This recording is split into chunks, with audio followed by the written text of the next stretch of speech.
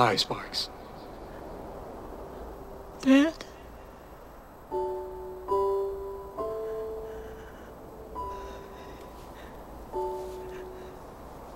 I missed you.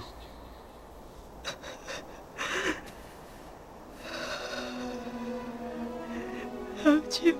Oh, I'm sorry I couldn't be there for you, sweetheart.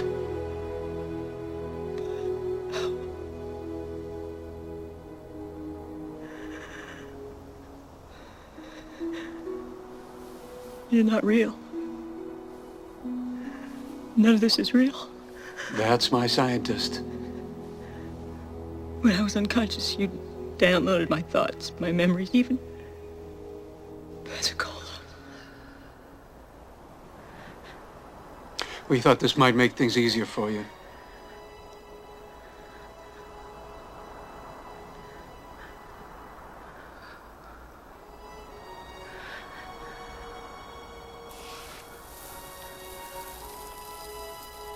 Why did you contact us? You contacted us. We were just listening. And there are others? Many others.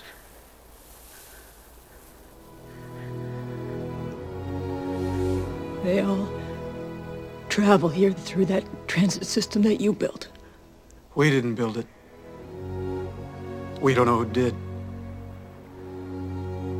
No, they were gone long before we ever got here. Maybe someday they'll come back. All the other civilizations that you find, they come here. Not all. Is this some test? No, no tests. You have your mother's hands.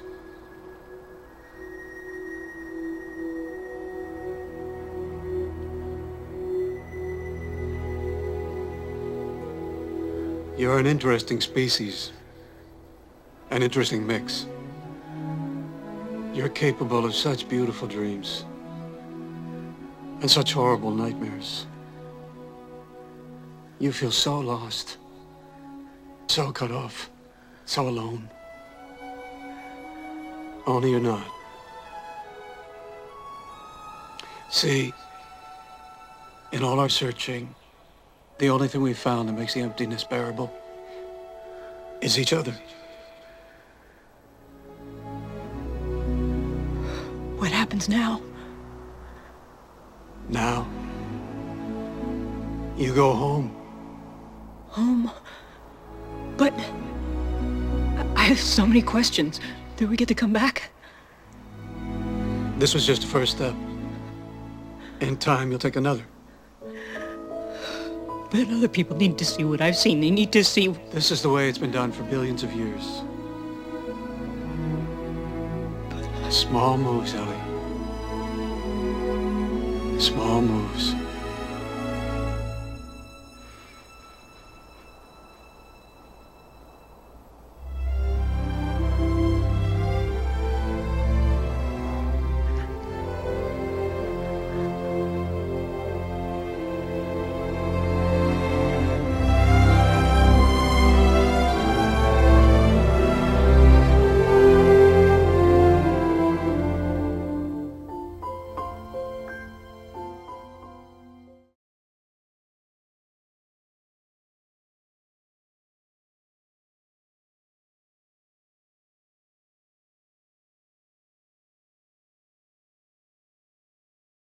John Lilly once put it this way: there are no limits at all to the human mind whatsoever, except those we impose on ourselves because of our beliefs. And those limits are also beliefs to be transcended. And that's a view that suggests that the possibilities of human transformation are virtually infinite. And we have no way of knowing the outer horizon of what it means to be human.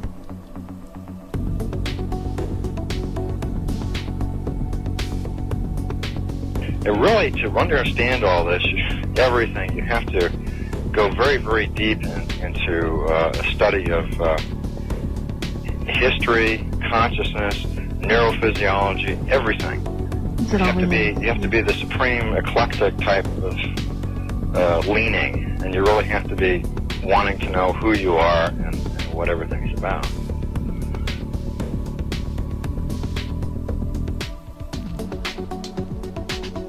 And the thing that you'll find when you go to sacred sites, if you're very humble about it, is that you are on a personal journey, and the sacred site will respond to you in a way that is appropriate only to you. The information is always what you are searching for. And it's the intent you give that energy that defines whether it is used for right action or not. And it is inside these sacred spaces that you will be reminded that you are a god, that you are a bright star. So what you're trying to do is move through the course without ricocheting off walls or creating karma. You're trying to slide through things smoothly. How do you do that? It's called flowing. There's a technique that you can do that will allow you to touch some part of your inner being that has more knowledge than your conscious state does.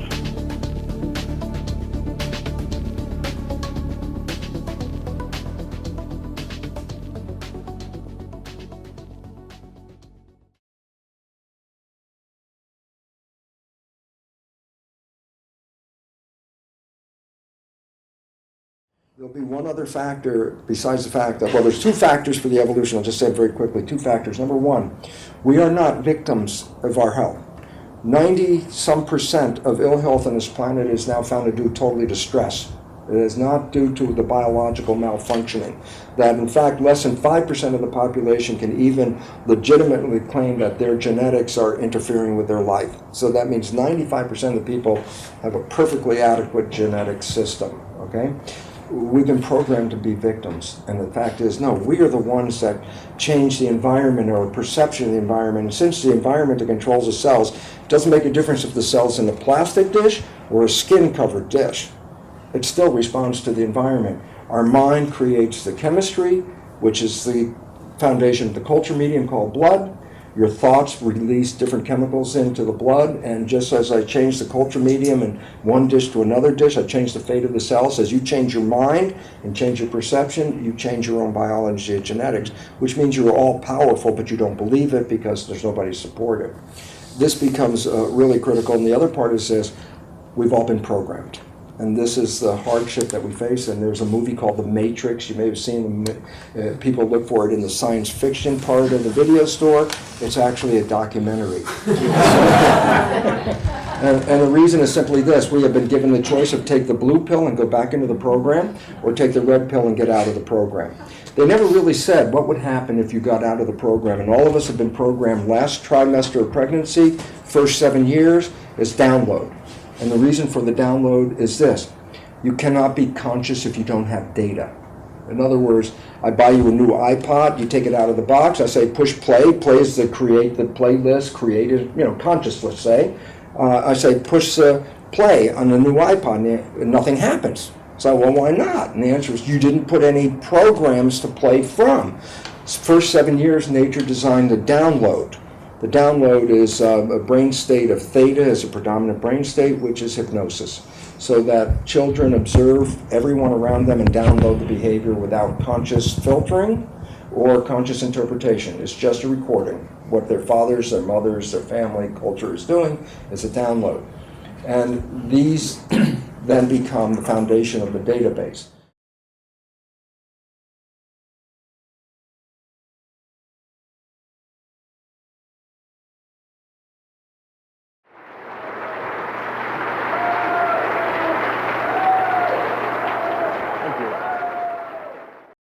I'd like you to comment on the matter of education, because considering that in order to turn this crisis around, there's going to have to be an enormous upgrading of education in the United States. The question is, how do you get that going when there's so many things mitigating against it in terms of the collapse of the cognitive powers of the population, including the teachers themselves?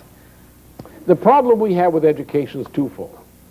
One is the problem of the increase of the number of people who have to work in a family household to sustain the income. Now, a child requires nurture. And a babysitter is not a nurturer. Look, most of you have seen young children before they went to kindergarten and became brainwashed. And young children are very intelligent. They learn to do all kinds of things very quickly. And when you watch a child play, if the child is happy, if the child's not happy, he's burning down the house, and that's not fun to watch. But if the child is happy, the child will tend to be constructive in his play or her play with other children or by himself or herself. And you will find again and again moments where you'll see the child working on trying to master something, which an adult can do, but they haven't yet learned to do. And then there comes a time where the child is making a breakthrough. And the child understands, now begins to see how to do this thing that other people do that it would like to be able to do too. And when it does it, you see the explosion of joy in the child. And a parent who understands this will be extremely happy and overjoyed to the point of tears of joy in seeing the child make this breakthrough. Now, this kind of attitude is called love. And this quality of love is not associated with erotica. It's associated not with macho or locker room jock practices. It's associated with the creative discovery and the relationship among parent and child in the nurture of the child to foster creative discoveries, breakthroughs of this type, which on the child level, they seem very simple to us because we learned that a long time ago. But for the child, that is a fundamental discovery, creative discovery, the creative powers. So a child requires nurture. The nurture is the loving environment and support of adults and others in creating the environment which the child experiences this and shares the joy of discovery with adults and with other children, especially adults. This does not work unless there's actual creative discovery occurring. Now, creative discovery is well known. I've described it many times, how it works. There are rules for it. A creative discovery is simply when you break the rules, recognizing that you should have broken the rules, as opposed to when you shouldn't. And this creativity is knowing the difference. All right.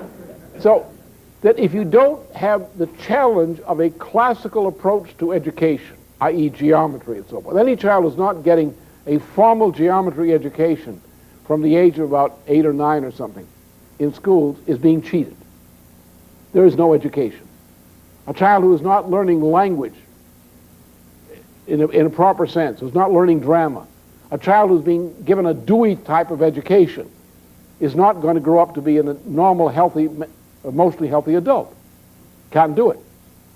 So therefore, in education, it's the first level of education is to have the conditions in the household of family nurture, the loving relationship between the parents and the children, in the fostering of creative activity, a school extension of the same thing, which demands creativity of the child and creates a agapic or loving environment for creativity and against other things. And that's what's required. You know, of those of us who acquired knowledge, even in my generation, when we had much better conditions than people of younger generations have, my education was terrible, but it was far better than anything anybody's getting in these days. But in my time, you didn't get a classical education in school. It wasn't available. You might have had the odd teacher in there who had a moment of classical education. And those were bright spots in an otherwise gray and dull environment. That's my generation, 1920s, 1930s. We didn't get our education in school. We got our education out of school. How? Well, first of all, we had one big advantage. We didn't have television. Right? Therefore, if you wanted to entertain yourself, you had to get in a constructive play. You had to read. And if you read, you would relive great discoveries, exciting things, discoveries. And most of us, 95% of the education of people of my generation came from your private study, which the school was only a provocation for, so to speak. Occasionally you have a couple of bright spots here and there, a good teacher or something, and that was all to the good. Some moments in course were fine. Well, that's the key to it. You have to create the environment in which that emphasis. Now, the other thing that's important for education is ask a child, what do you wish to become when you grow up? That will tell you more things about that child's environment than almost anything else. When I was young, or even when I was not so young anymore, children could answer that question. And they could answer it in ways which were sometimes quaint and amusing, but at least they had a comprehension of what the question was. Today, you ask the question, and children don't even know what an answer means. So you have no orientation to achievement in society of independent individual achievement. You have a politically correct society in which people are looking to the right, to left, to determine from whom they're going to borrow their opinions about every subject. You don't have the sense of independent, inter-directed authority in our children. What is needed, I think, is not how to fix things. Yeah, we don't have to know how to fix things a bit. But you're not going to move the society by coming along with a lot of how to do it, home repair kit kind of things. But you're going to have to inspire people to rediscover again what it is to be human. Just think what a human being is. A human being is beautiful. Why? There's no creature in this universe but man which can create. There's no creature in this universe that can change the behavior of its species to improve that species' power over nature. There is no other creature on this universe which can change the circumstances of life to increase the average life expectancy. There's no creature in this universe except man that can conquer disease. There's no creature in this universe but man that can increase man's power per capita over the universe. That every individual who makes a discovery is capable of transmitting to other persons the ability to replicate that act of discovery. That one person thousands of years ago can create a discovery which is transmitted to increase the power and joy of life of people thousands of years to come. There's no other creature on this planet or in this universe that can do that. Mankind is the most noble, most beautiful, best thing in the universe. The Bible is quite clear on that. It happens to be right. The individual person. Now, do you have a society which recognizes that? Do you have a society which can look behind the eyes of a child, not know who the child is, but just look at the eyes behind the child and see behind those eyes a mind which can be developed to do that? A child who properly developed may be beneficial to all humanity? Any child from any place? Once you lost sight of that, where are you? All your how to fix it books and remedies don't work. And the problem of education is the sense of mission. If you start with the mission of what we are going to make children become, what we're going to help children understand what they are, to have children understand what they have gained in ideas that they can use today from people thousands of years before them, who they can know by name. The child's sense that the child can tell them all about Archimedes, tell them about any great discoverer, and then show the child that the child can relive the moment of discovery of Archimedes or Eratosthenes or anybody else. And the child in that moment knows that that child can relive a moment from the mind of that person, that Archimedes or whoever. Or in music. A child can realize that if they learn, they can re-experience what happened in the mind of Beethoven in composing a certain composition or something else. That once you get that idea in your head that that's what you're teaching, then you can teach. That's educational policy.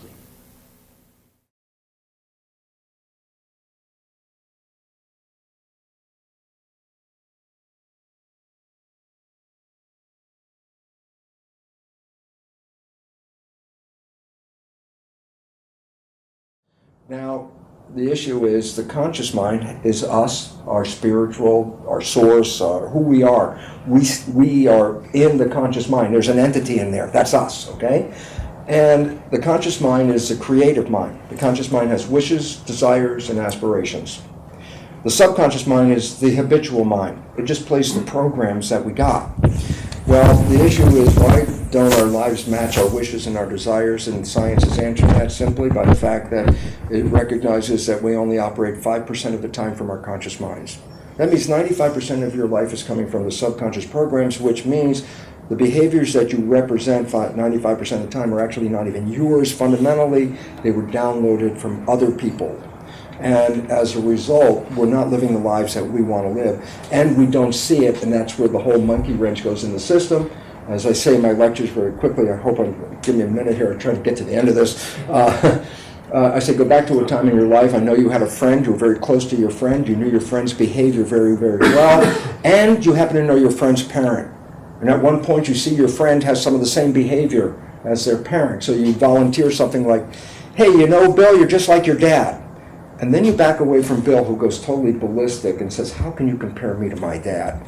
And most people are totally familiar with this. And I say, but this is a profound story. Everyone else can see that Bill behaves like his dad. The only one who doesn't see it is Bill. And there's a reason, scientifically. The conscious mind is thinking 95% of the time. And when it's thinking, by definition, it's not being mindful or paying attention. And as a result, the default shifts into the subconscious behavior. So now you're playing behavior that you don't see and comes from other people and sabotages ourselves, okay? So the programming is really where the problems come from. And the cultural programming is passed down the first 7 years unconsciously from generation to generation to generation, which presets your cancer. Children who are adopted into a family that has a lineage of cancer, the adopted child will get the same family cancer as much as any sibling would, but they came from totally different genetics. It's not the genes that did this, okay? Go back very quickly, and I'll just close it out because there's some interesting part about the story of the Matrix. It says, take the red pill and get out of the programming. And I would say, well, what would happen if you didn't go in, if you stopped operating from your programming?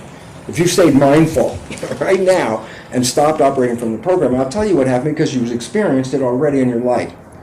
If you ever fell in love, head over heels in love with somebody, this was the one time in your life where you don't default to the subconscious programming. It's the beginning part of love. Is called the honeymoon. 3 things are very important about it. Number 1, you're extremely healthy. And the reason is love causes brain secretions in the culture medium that give health to the cells. People glow. They have tremendous energy when they fall in love. I always joke that they make love for days without stopping for food or sleep. They got so much energy. And I also come to this most important conclusion. When you ask people who are in that state of what I call the honeymoon effect, about life on this planet, to them at that moment it's heaven on earth.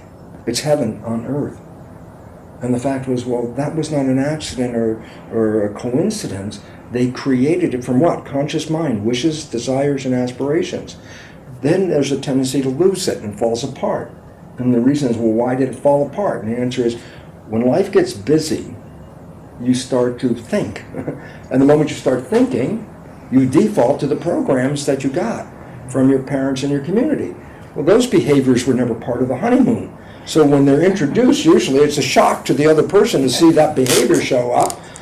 And this is where that, I love the phrase, who are you, comes out to their partner. And the fact is, then you have to go back to Bill's story. Bill didn't see he was playing the behavior, so he has no idea he has that behavior. So when a couple start to argue over the behavior that shows up and one doesn't even know they played the behavior, that's where the thing starts falling apart and compromises start coming in. Well, I accept that crummy behavior because we had this great honeymoon part. That was really good. But then another compromise and another compromise. And every time you compromise, the honeymoon disappears quick, piece by piece by piece, until you say, no more compromises, relationship over. And then you stand there thinking, how did something so wonderful turn into this? And the answer was, it was wonderful when you operated from your creative, conscious mind and were mindful. And you lost it when the programs kicked in.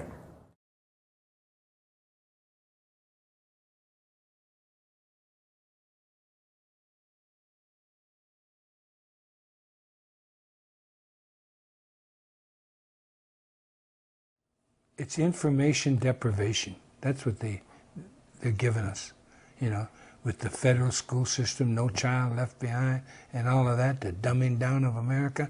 You know, that's Indian policy. That was born on a reservation in the boarding schools, man. How you dumb down a people in your mode of education. See, I'll give you an example of America as I was growing up. Again, more values here. You know, with local control, you have more honesty. That's just a rule. Think about it. Local control engenders honesty. When I was growing up, I went through a school system in Northern California, and all of California's public education was considered the finest education in America. And this is in the 1940s and the early 50s. America was considered number one in education in the world. So I have the benefit of coming from the best public school education system in the world. That's pretty good. Now, the United States of America is ranked 23rd. I know it's worse than it's ever been. It's right in the world, you're ranked. And California is ranked 43rd in the nation in public education. Wow, what happened? What happened is you got saddled with Indian education. That's how they educated us. They dumbed you down. They're dumbing you down. You know? So there's no value in education anymore. It's Indian education. And that's why I call America the largest reservation in the world. It was an issue. Homelessness was an issue. The value of America that I grew up there, they had values for a while because everything was local. The grocers, the small town grocers, they had to go to the truck, where the truck farms trucked in their groceries. You ate seasonal food. You bought fresh bread every day. Even the corporations would take back their bread, and you went to their special place downtown where it had day-old bread. Day-old bread. Now there's so many preservatives in the bread, it stays on the shelves of Walmart until it rots, or until it's bought. The point is, local control of economics is the only way the human being can live adequately. Because, as I said, it engenders honesty. It engenders communication, which brings about honesty. And that's the kind of America I grew up in. It wasn't completely fair, you know, but it was a hell of a lot more happier, for me at any rate. I wouldn't change a thing in my life, especially my childhood. It was invaluable to who I am today. And it just saddens me to see America being despoiled by the ruling elite. Understand the patriarchal model of the pyramid, and you'll understand that as long as that pyramid exists, you're going to end up in the America you have now, and it's only going to get worse.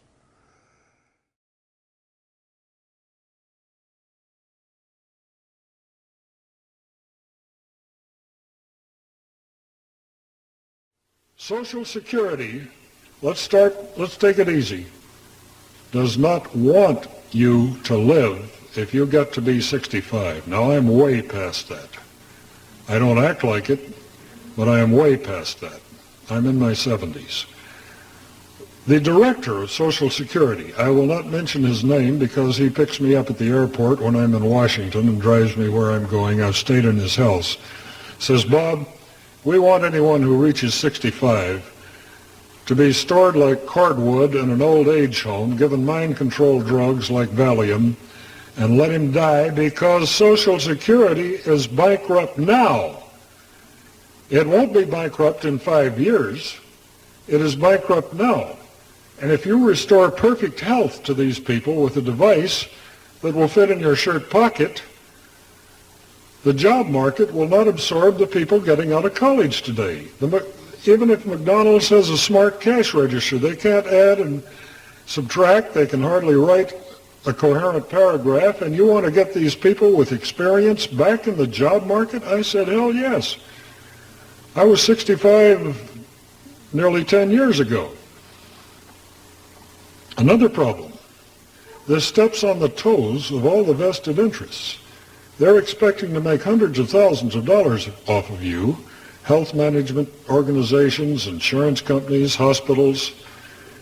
If you own a boat, that thing is written into the budget of a boat builder down there in San Pedro. He's going to see you come in there someday and spend a lot of money. But if you do this for yourself,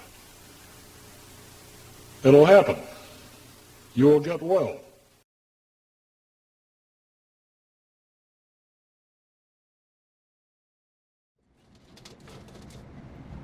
Colonel. How'd you know there was nobody there? He's running.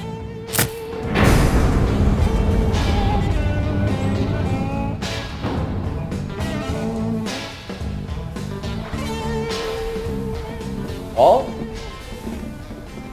Paul! What the hell's he doing, man? Paul! Looks so different. Yeah, just a second.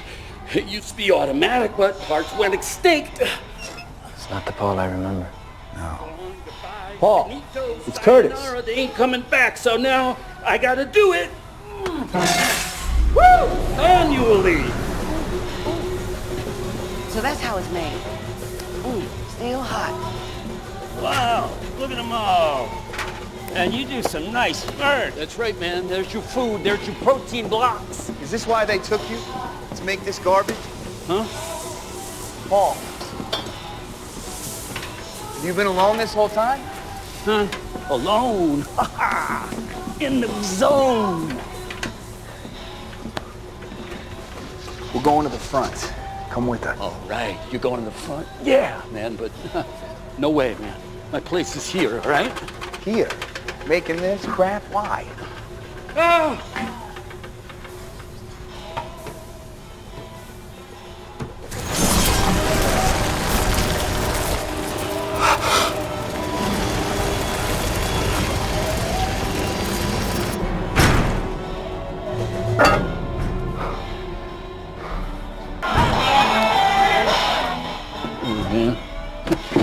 All this time we've been eating this shit. Hey, I eat them too, you know.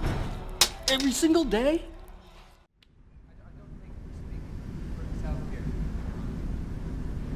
Yona. It's Yona, right?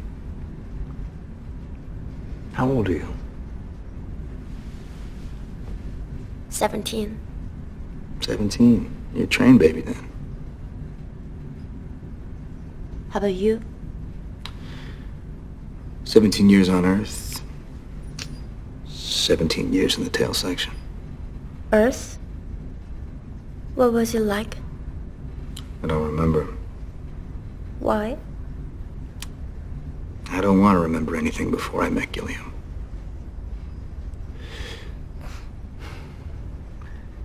Yona. Are you clairvoyant? Clairvoyant? What's that?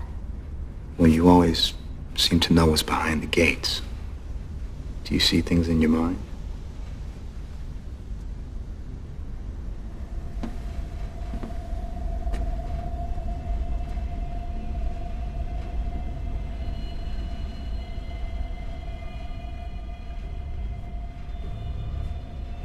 Don't open it. What?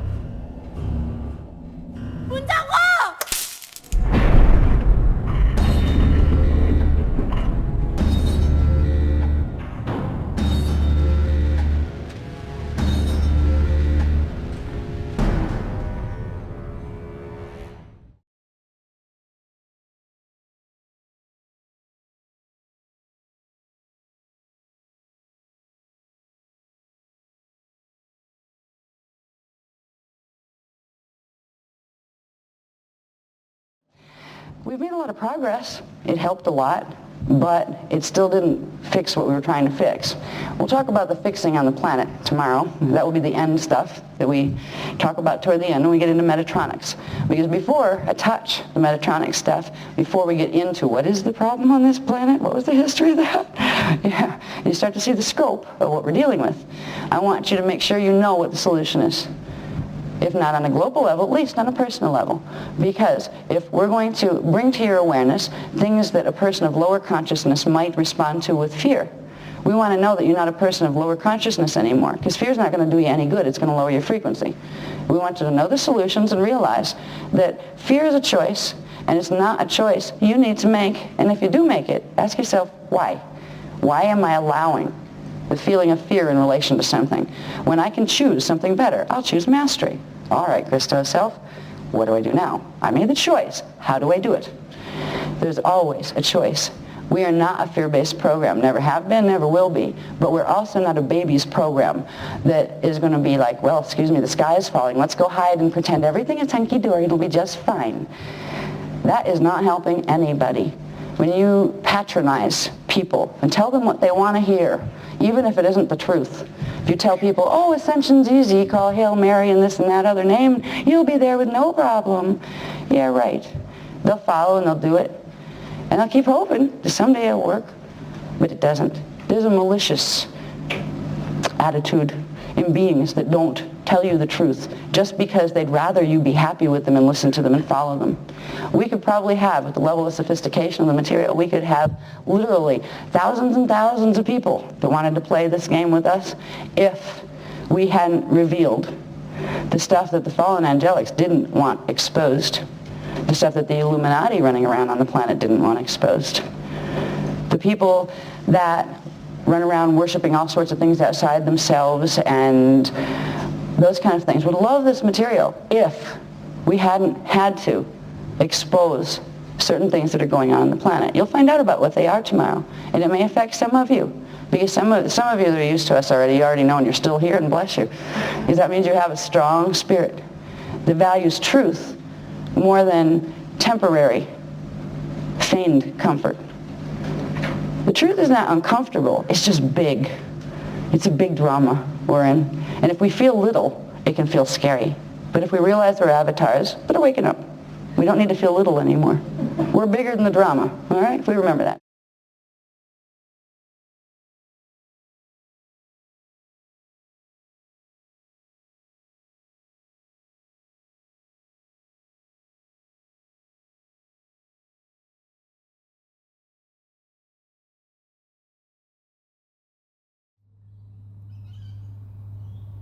Hey guys, welcome. Andre Hodge, Servant of Truth, Infinite Potential Healing with you once more.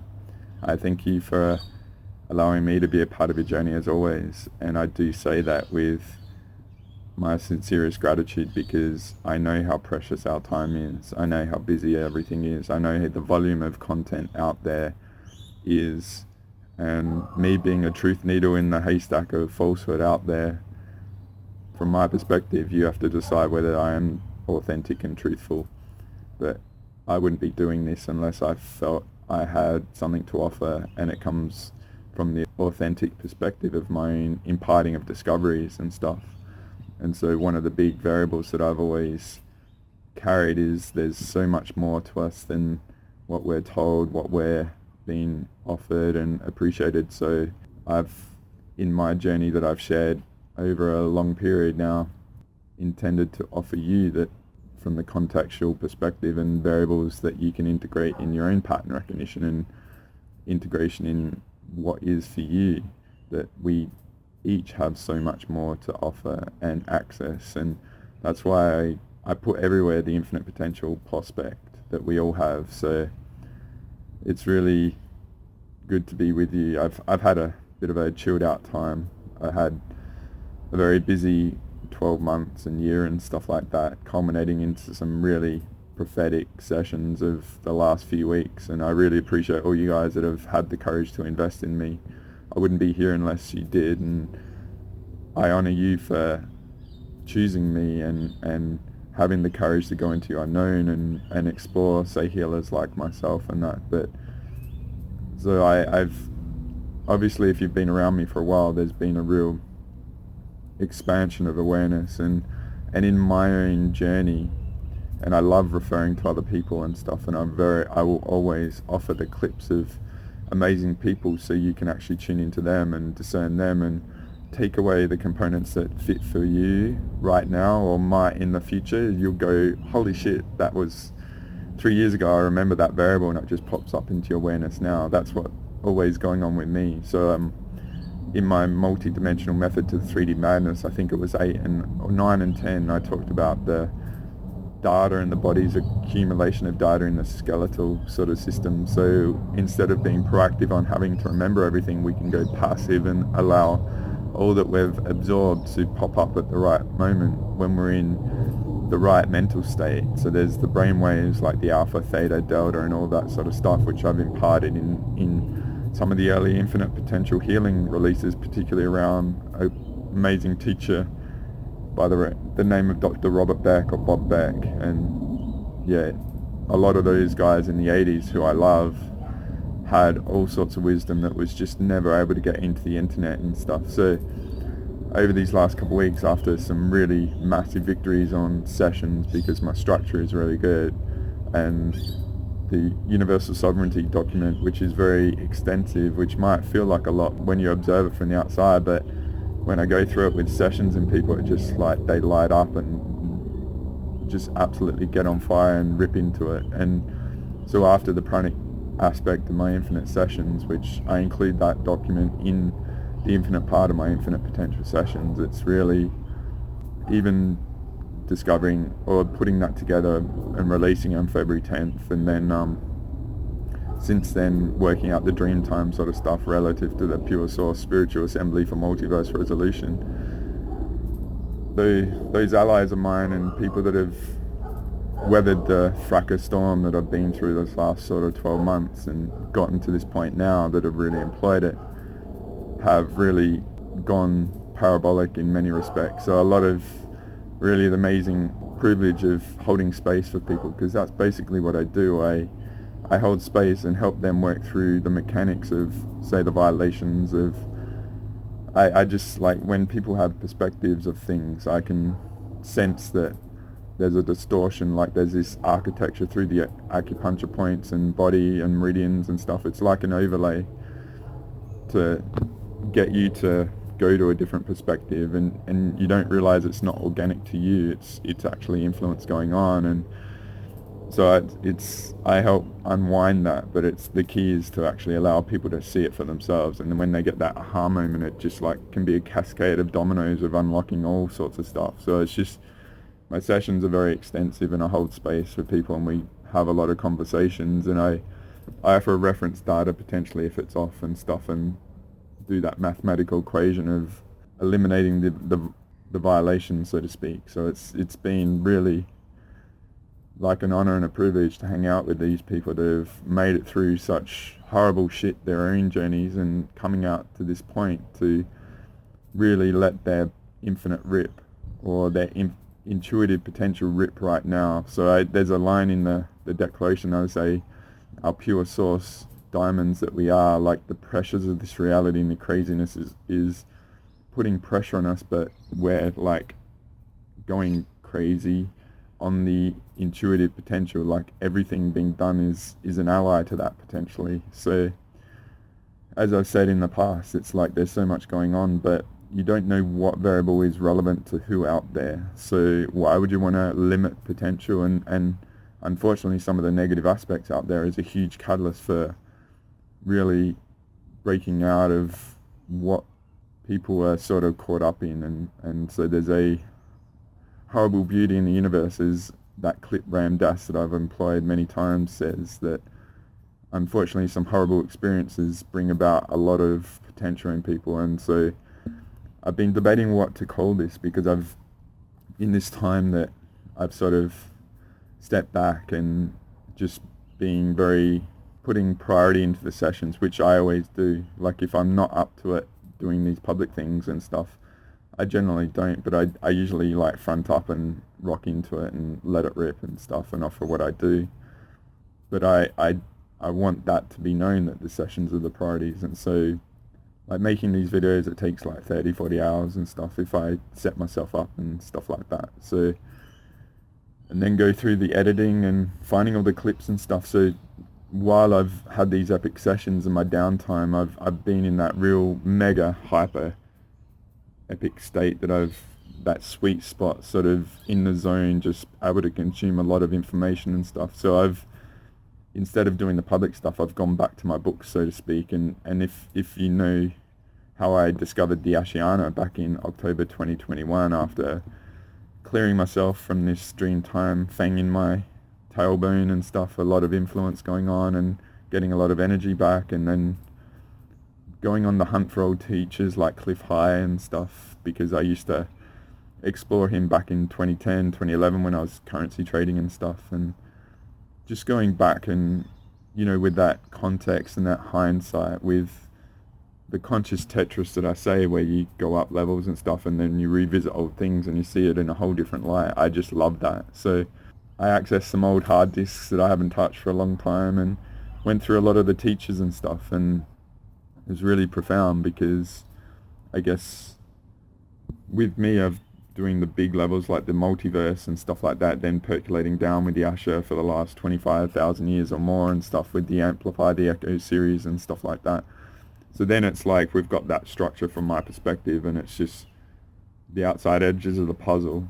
So let's fill in the gaps and stuff. So yeah, like with all that context, I just push forward and I move ahead. And like I said, with wiser eyes and conscious Tetris layers evolved and added, let's see what comes up. And I love it, you know, like when I go and revisit a teaching or a speech by someone, or a, you know, whatever is out there, and being blown away because I freaking get it finally. So you might think I'm like parabolic and go, but I'm like a tortoise. I just like work very hard, all right? And then all of a sudden everything comes together, and then you go aha, and it all comes together like the A-Team. If you used to watch the A-Team, I love it when a plan comes together, sort of thing. So what I'm going to do here with all that, I came across some profound teachings and concepts that sort of fit within this. And then, you know, with the Usher and the different people I've dealt with,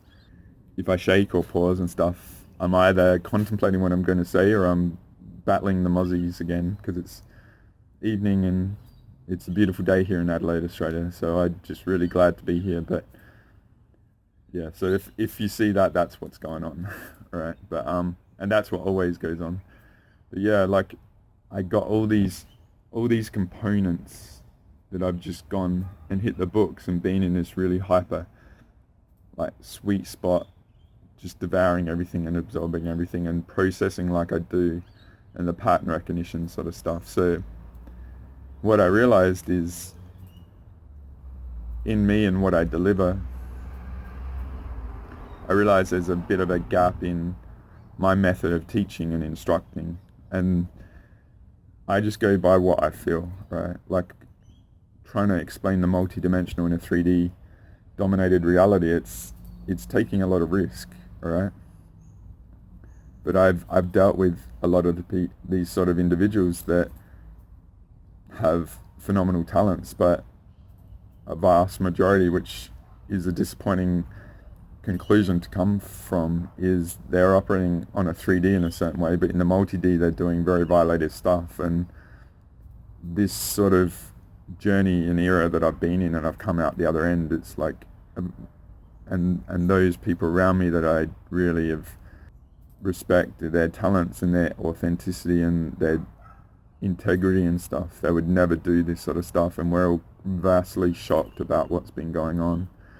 And in my recent sort of era, I've taken responsibility for what I've done, and I've offered, employing me as a discernment variable and stuff. But it's more so that I'm offering that for being totally transparent, and in another way trying to train you up for discernment mechanics and stuff, and see what your body tech sort of offers and that. And to me, it's like like I said, I've done it for a lot of years, and I'm like a tortoise, and I acquire stuff and I build upon it and process it and all that. But I've done it like 60, 70, 80 hours a week for 15 years, like full time, this sort of stuff. And I appreciate that not everyone has that ability, but also other people might be vastly superior to me in that, and it's not a competition in that. You just want to get to the truth, right? What is going on?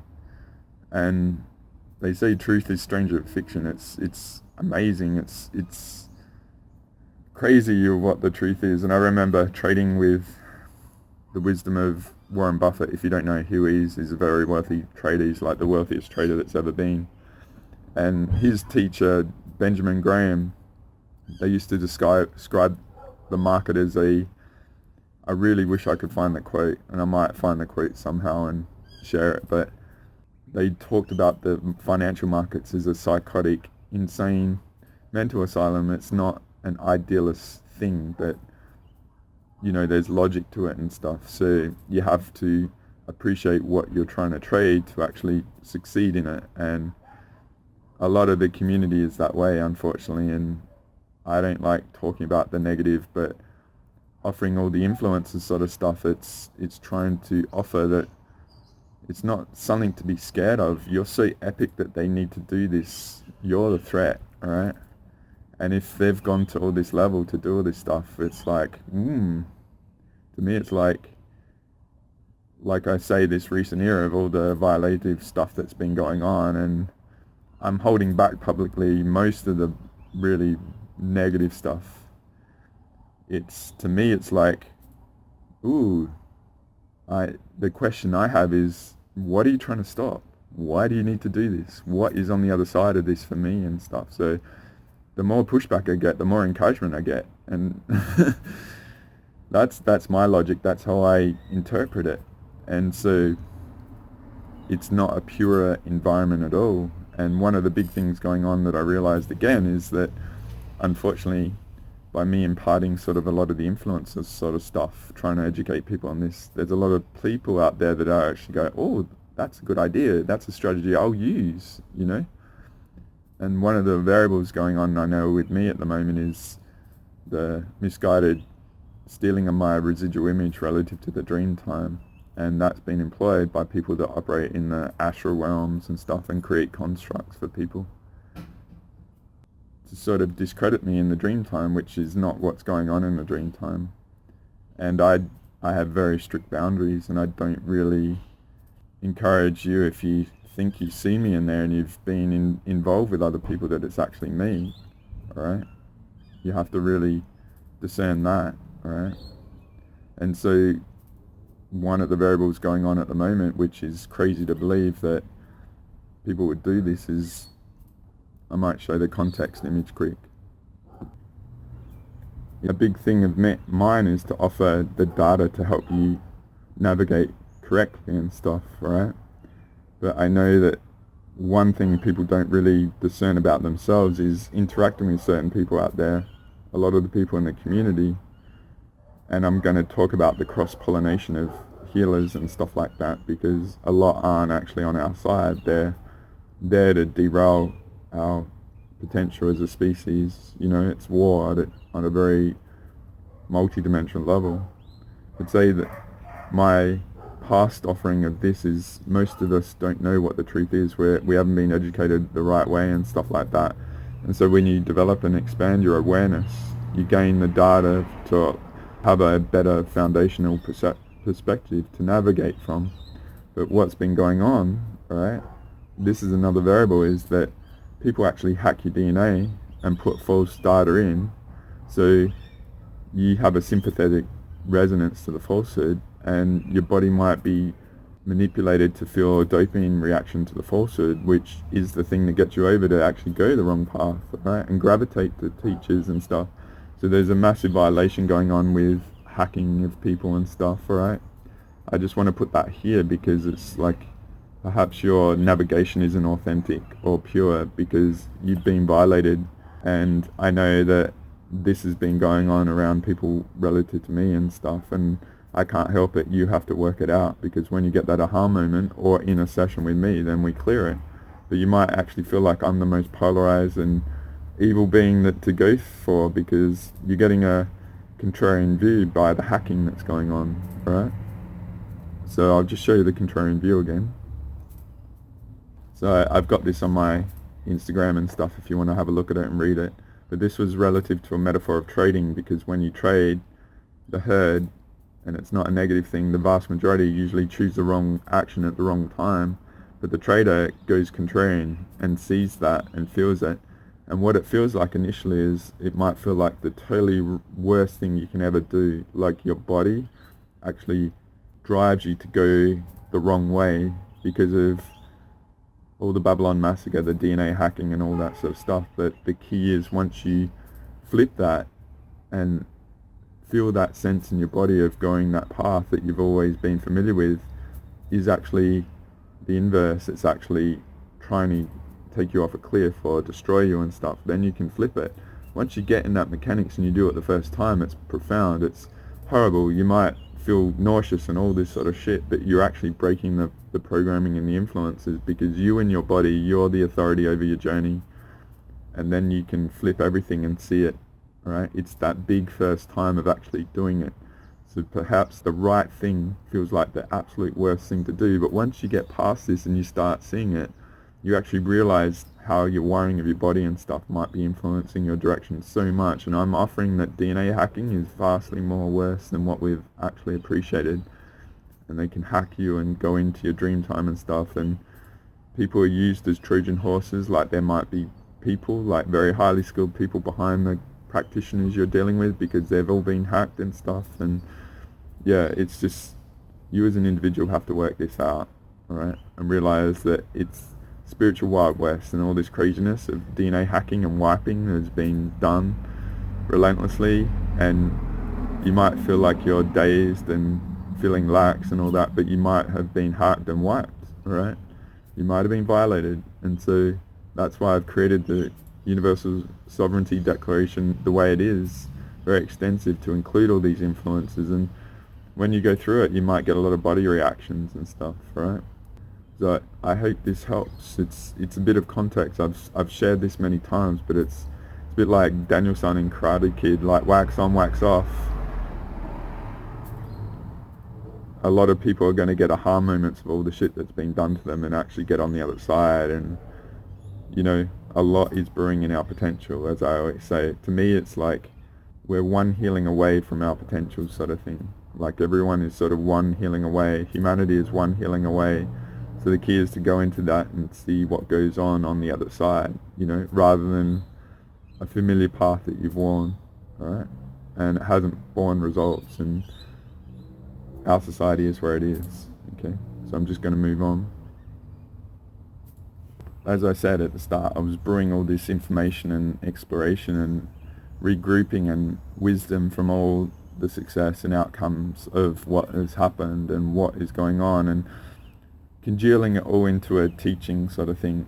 And another variable is I feel that the way I work and my teaching isn't really totally understood. And one of the lectures by this guy, by Lyndon LaRouche, who, if you appreciate Michael Dazarian, my linking to him was via Michael, and I got into the opium trade because I'm really fascinated by the opium wars and how drugs are used to basically be a vehicle for hauntings and multi-dimensional violation technology, because we've been in a spiritual world, we've not even known it. So like the opium wars in China and what's gone on with HSBC in South America and stuff. So the LaRouche Executive Intelligence Report, really amazing teachers and stuff that have done a lot over the last many decades. I explored them, and like I said, I was fitting all the bigger scales in the puzzle that had been going on. So I might introduce some interesting new teachers, in particular Lyndon LaRouche, with a really prophetic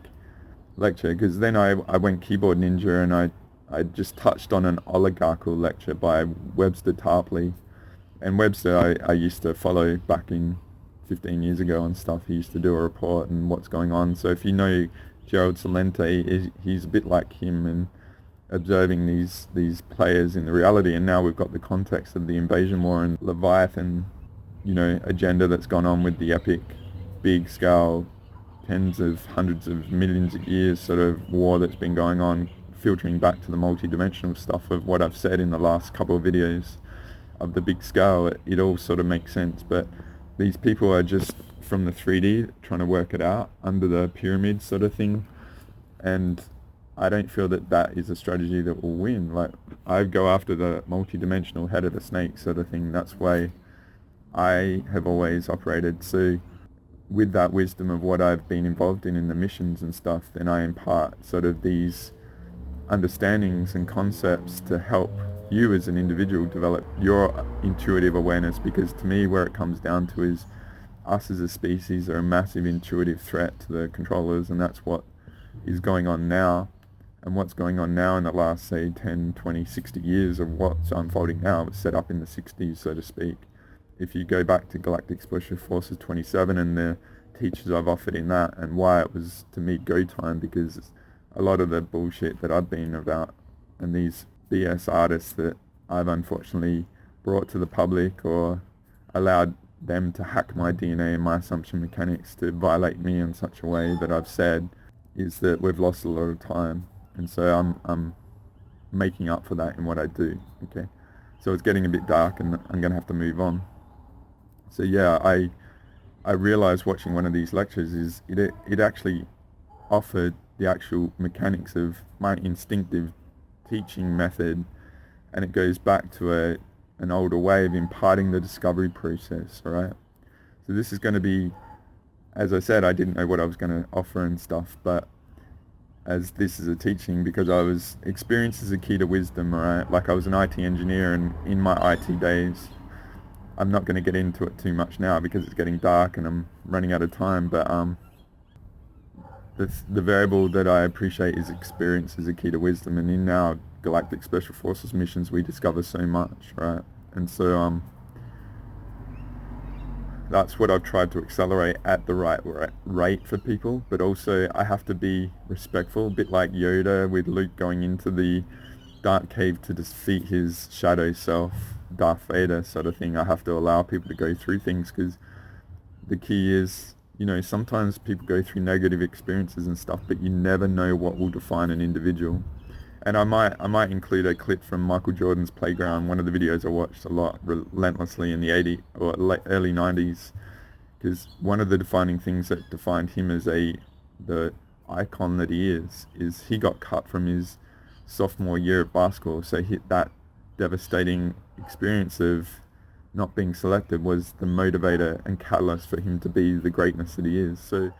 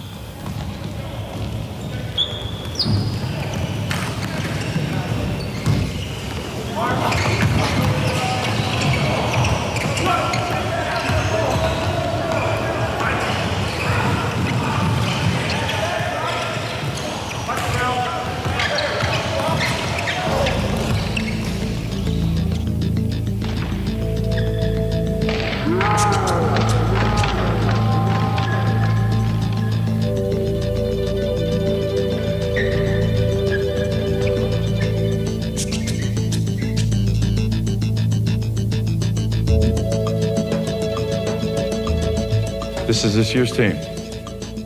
Lou George. Jerry Charles. Paul Anthony. Brian George. Hugh Clark. Curtis Badeau. Roland Merriweather. John Clayton. Mike Sigmund. Practice starts tomorrow at 3:30. Get your locker assignments at 3. See you then. All right, for those of you guys that didn't make it, I'd like to tell you something. Michael Jordan got cut from his high school team. And he came back a better ball player. I like sitting alone anyway. I mean, I don't care about making a team. 8:35 left. Bulls need to string some hoops together. Jordan all the way to the hole.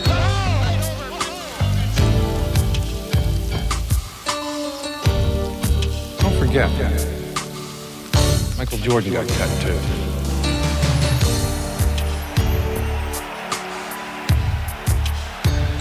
Into Jordan. Michael around Walker for the What am I, crazy? I don't need to be kicked around again. Well, I expect to see all of you back here next year. All of you. It's a 3-on-2 for the Bulls. Michael on the drive, in for the right, for the jam.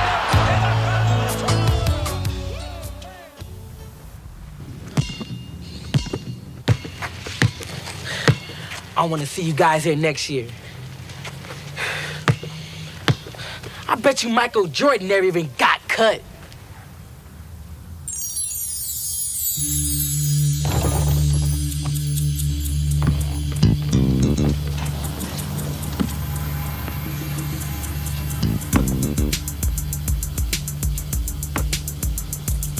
Nice shot. I see you've been practicing.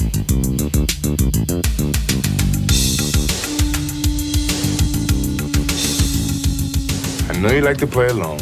You don't mind if I shoot with you, do you? I take that as a yes. What are you doing here? You know who Leroy Smith is? No. He's the last guy to make my high school basketball team. So you did get cut? My sophomore year. I mean, I really worked on my game. Of course, I grew 4.5 inches, and that didn't hurt at all. But I think it really helped my confidence and my determination. 7 seconds. Grant out high. Wide left, Pippen. 3 seconds. Jordan's force-up shot to left. Oh, yes! Win.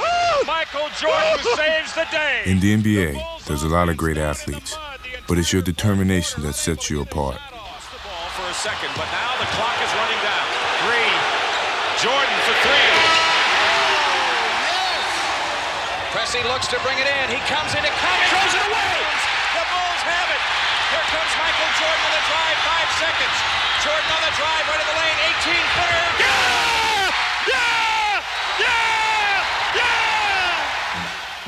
Michael, he's his toughest when the game is on the line. He loves that challenge. I mean, he literally, if he could go out and play 82 close games where he had the ball with the game on the line, that would probably be his dream season. No matter what the game is or who you're playing against, you have to want the ball, the clock, the pressure. You block all that out. All you think about is what you have to do to win. That's why I love the end of the game, because it comes down to that one moment when it's all in my hands. It starts in the huddle.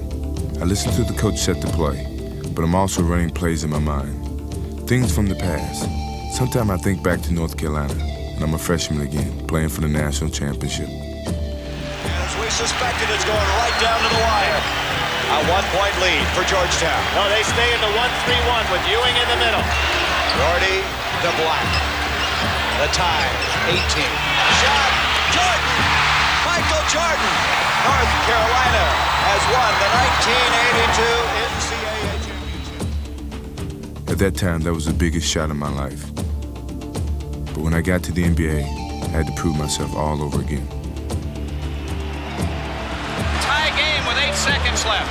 The Bulls get it in play to Michael Jordan. No timeout. Michael into the front court. Left corner shot by Jordan. Good!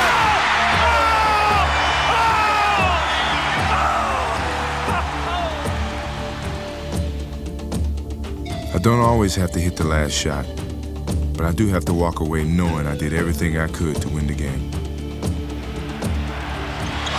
It's showtime here. Double team on Jordan. 3 seconds left. 2 seconds. 1 second.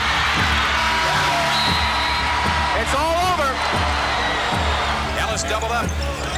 Zips it back outside. The ball loose. McDaniel had it stolen by Jordan. Michael's got to break away. This game is over.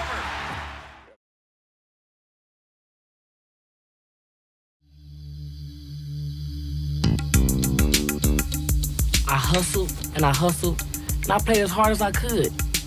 But it didn't matter. I still got cut. All right, so why did you get cut? Because I got abused. I mean, Coach had his mind made up. It was nothing I could do. Well, you go back and change his mind. Look, when I first came into the league, all people thought of Michael Jordan was, look at him dunk, or how many points did he score? No one really knew I could play defense, but I showed them I could play defense. That's what you gotta do. You gotta show them that you're tough. You can do what you need to do to win.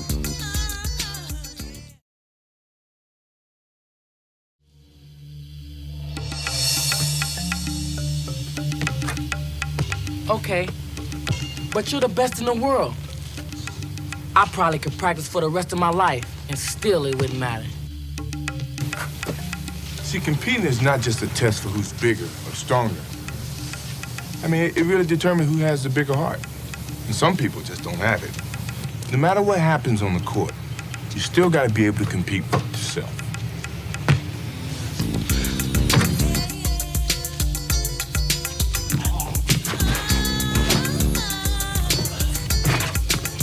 But did you see the guys I was up against? They're bigger, they're stronger, and they're the same guys I gotta see tomorrow, again. Yeah, maybe they are better. Yeah, maybe you will get cut again tomorrow. But I don't think, after all this time and practicing and playing, that deep down in your heart, you don't think you have a chance. Don't be afraid. Go find out.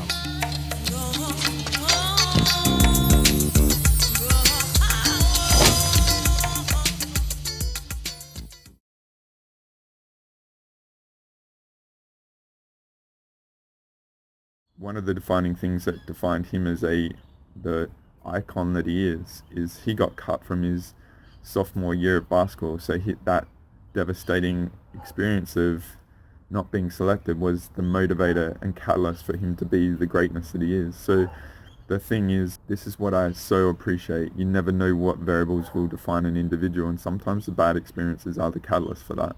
And so I have to respect that. And then it's me as a teacher, like people go around me and, you know, what's gone on, the violations that have gone on to people, they get polarized to me, but it's like they might go through that journey of experiencing that and then come out solid, so they never allow it again, so that in some future point they might be doing some GSFs and they needed to go through that as context for their mastery then, right? So I'm going to call this Our Intuitive Potential, because I started that series last year and I offered a couple, and I've got more to do on that stream with Malcolm Gladwell. But I'm going to call this Experience is the Key to Wisdom, Our Intuitive Potential Part 3, because this clip of the teaching that I might offer in this relative to Lyndon LaRouche and how I realized that I do it instinctively, because I appreciate a lot of people, they might think that, and I have had some sort of criticism that I'm narcissistic and stuff, but it's like I am a variable in my discovery process, and then I offer that because it's then you can look at the idea is that I'm offering how I see myself in a different light, and those variables, like I say, which are components into the discovery, I'm trying to impart to you to look at your life in a different way of the purpose of variables and experiences, and then to ultimately not have to go through the negative components. And in my impartation of what I've been through, I'm attempting to help you to avoid those pitfalls, because you don't necessarily need to go through the negative experiences once you realize that you can change your perspective and your contrarian view on yourself all the time, right? So yeah, that's what I've tried to impart, okay, a lot. So it's getting a bit dark, and I might only just touch on this and expand it and make it a bit more richer, okay, in some future point, okay?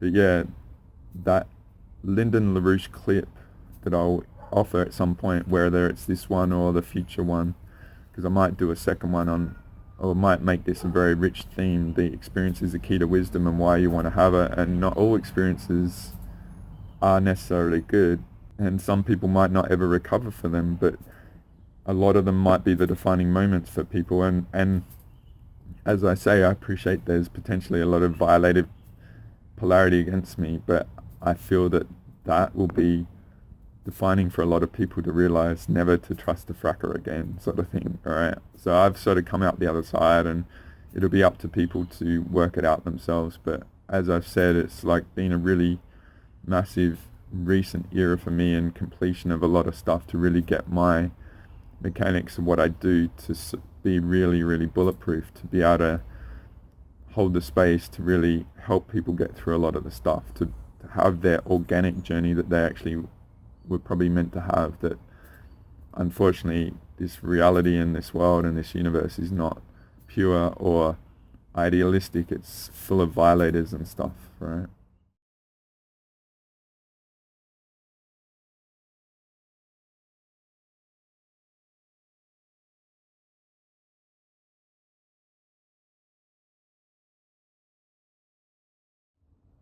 Hey, nice to be with you. I'm coming from you the very next day after I actually completed and went through and made my video. As I was saying, it was getting a bit dark and I was a bit crunched for time, and I love always what I do, and I'm very happy to release what I do. I am also happy to release whatever is in there in a way so it's more authentic. So even if it's not perfect from my perspective, I'm always happy to offer that, because one of the aspects of my truth and my authenticity is offering the variables that maybe someone might not want is an aspect of my perfection. Say, I would rather offer something that is the variable that someone doesn't want to explore my stuff, rather than contort my expression to being something inauthentic just to get interest or whatever like that. So to me, like, if I do something that doesn't appease a person or something like that, then that's my authentic perfection. So but there was nothing wrong with it. I just felt like yesterday, with this real brewing that's going on with me, I had about 50 shows in my mind and stuff like that. So I've had a bit of chance to do my expression, and I feel I can do a better job, because there's a couple of themes that I'm already offered in this video relative to our infinite potential, relative to this release that I've called Our Intuitive Potential Part 3, Experience is the Key to Wisdom. And it's related to the genius intellect of humanity as a species and the threat that is. And I'd take it another step further. When we get our body right, and when we get the energy right, and we get on top of our emotional and traumas and sort of stuff, yes, the intellect is there, but then also our intuitive potential is there, because to me, like, the whole conscious war that's going on is to suppress our intuitive potential, because once we get that, our instincts, our awareness, our knowingness, there's a real distortion of information out there, all those sort of categories that the politicians are using. And I mentioned this guy, Lyndon LaRouche, who's a prophetic teacher, and I haven't really visited him or wanted to look at him for a long time. And as I said, I was very vast in my just really being brought in exploring once more, because I've just offered that I felt like I had a massive personal victory in this journey that I've been on recently. So I took it all in and allowed my body to heal, but also went really hardcore on the knowledge again, really went, starting to push myself in acquiring that again and exploring and seeing things in a different perspective, you know, my own conscious Tetris, which is my own, you know, journey to my own perfection, which will never be completed. I love that journey rather than a destination thing, because I don't have limits on myself like I've tried to impart with you guys. So what I realized I'd done is I was getting a bit long, and it was going to take a lot to explain the two themes relative to the experience and all that sort of stuff, and then get to the Lyndon LaRouche clip that I really want to offer because it's so potent.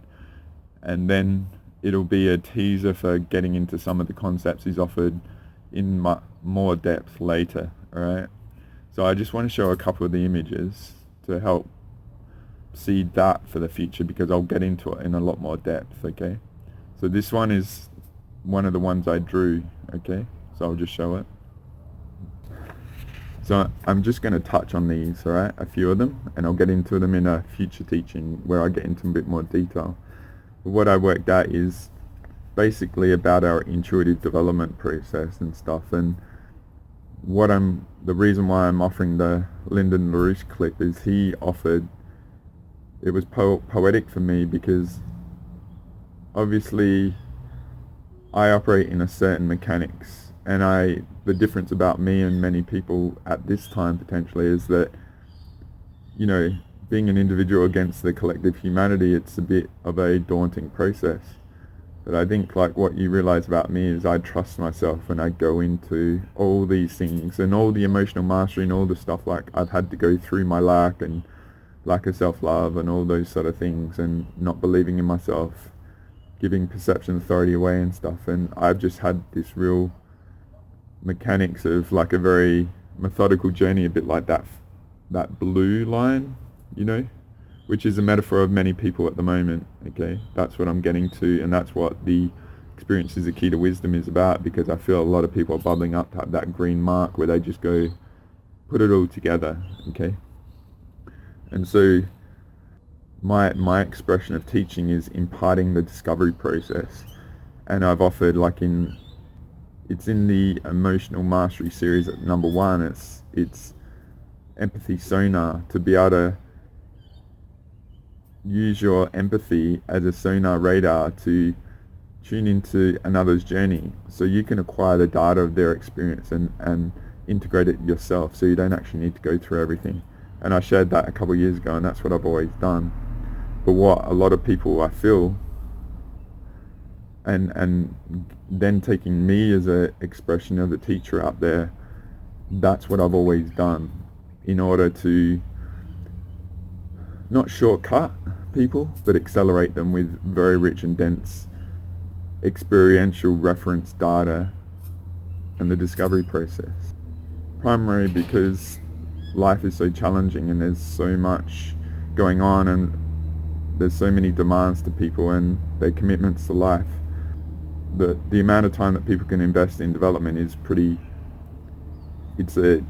it's sort of an add-on, it's not the focus of a lot of people. So I try and help people get up to the speed ASAP with all the responsibilities I have in life at this time, which with all the inflation sort of stuff like that, it's made those demands very, very front and center rather than this development stuff, which is a byproduct of this reality construct, okay?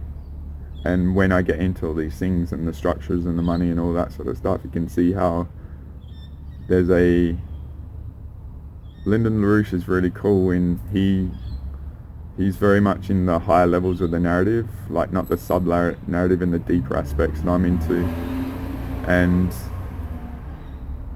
it will help you form a better picture of sort of the stuff that I sort of take for granted that I know and stuff. So it's just another angle that will help you see it yourself potentially, alright?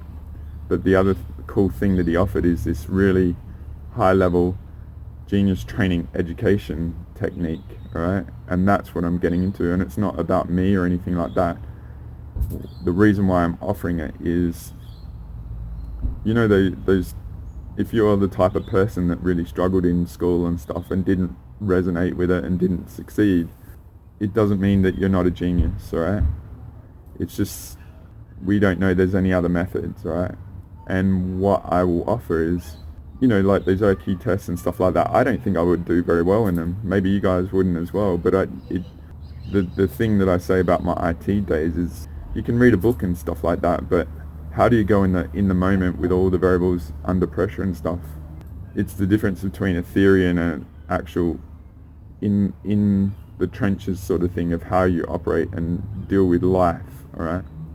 So the impartation sort of skill and method of teaching that he talks about, I know in my past when I've had very passionate teachers that impart things like that, I've really responded to and felt very engaged with, and it's not a chore to learn, it's like a pleasure to acquire knowledge, which is our nature. So yeah, I think like, and in this clip that I'll offer, it will add some of the components relative to what happened in the French Revolution, which really like blew my mind, because then you get those components that flip everything on its head and you realize, wow, that makes so much sense. And yeah, it gets into bigger scales and the population scale and stuff like that, right? Because there's a variable to reduce that at the moment, and the variable related to that I've always known it's about suppressing intuitive sort of aspects, but he offers a very reality orientated reference sort of component to offering that as a variable so you can actually see it yourself on what I offer, because I take it to the next level, because I'm on the multi-dimensional thing, and the intuitive aspects of humanity have always been a threat. So this is, I'll get into this and explain it a bit better, but there's all different types of journeys. Like there's the people that really aren't into this stuff, and then there's people that are ambitious, you know, that'll cheat over people, and then there's people that are ambitious and willing to take out people that see them and stuff, you know, and mess with other people and have consequence. And then there's the authentic person that goes through their journey and may not feel like they're very special, but a lot of people actually, intuitive talents aren't bells and whistles. They've already got them, but they're very callous to them because they're in their nature. And a good thing that I do is help people see how amazing they are. And I'm very fortunate to be able to spend time with people that have been through amazing, challenging journeys, but I just find it a privilege to know the navigation and the choices people make. And so what I'm just saying is there's a brewing on many this like green aha moment where everything comes together. So that blue line is a bit of a journey sort of thing, all right? I'm just going to move on to a different image. So this is a bit more of an expansion of one of them. So the blue is like a journey, and then there's red where there's issues that happen and stuff like that. And then there's rebuilding and, you know, getting back up to speed and all that sort of stuff. There's all sorts of variables that may cause them and stuff, and, you know, we're being set up for failure. We haven't known what's going on and stuff. So most people are trying to do the right thing, and then they get smashed and all that. And that's what I'm saying about, you don't know what variables will define people. Like sometimes horrible experiences are very defining. Like I've gone through and collected a Michael Jordan clip. So I was just joking to myself. I included a Last Starfighter clip in one of the last videos, and now putting Michael Jordan clip in from Michael Jordan Playground, which I grew up on. It was like, I don't know what you were like in the 80s and 90s. We didn't have the internet, so we just had videotapes and we watched them over and over again. I've probably watched it thousands of times.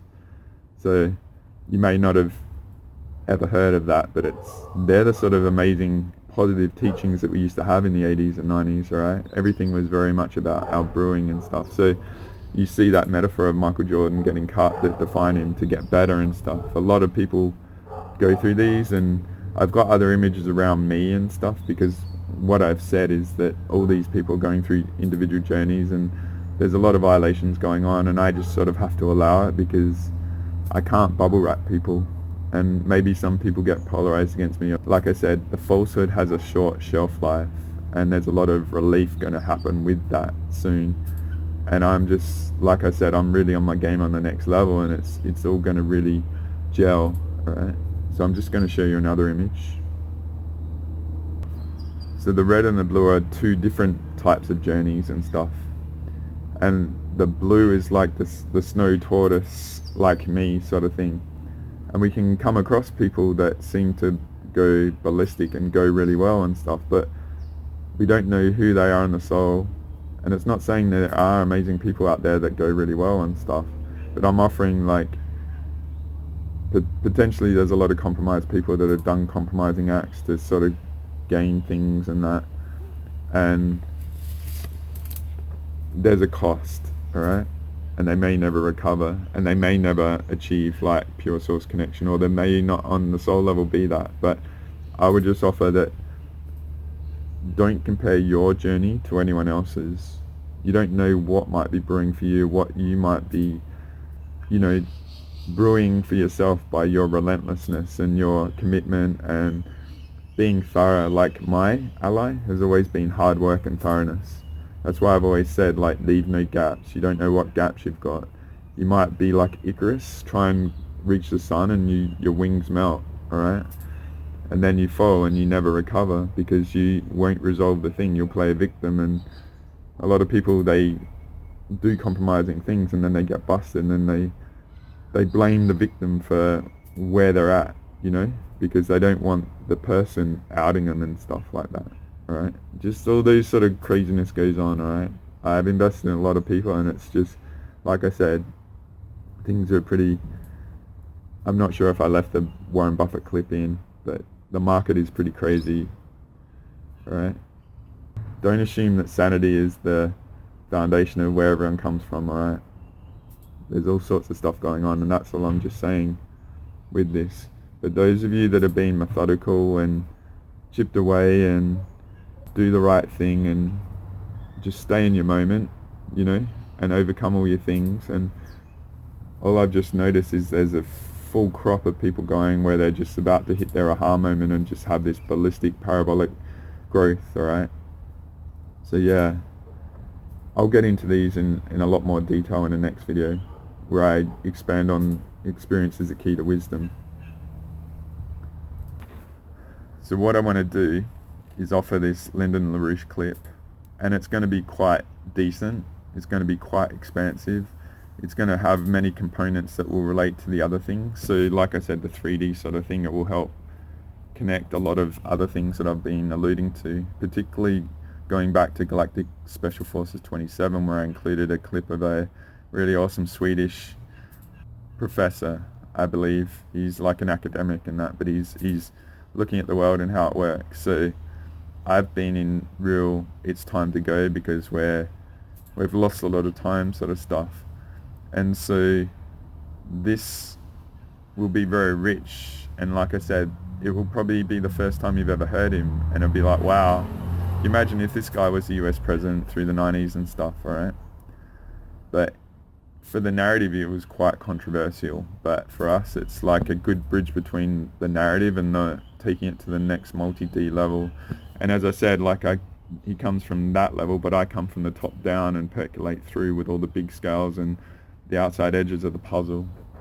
And you'll find that this fits in very well. But then I decided to make it a bit longer with a lot of that context to fit in the Genius sort of training, education method of imparting the wisdom via the discovery process, right? Because he gets into how, from his perspective, the battle over time is about suppressing the human intellect and then creating, you know, very disadvantaged humanity, rather than brewing up the intellect to be a threshold to challenge the status quo.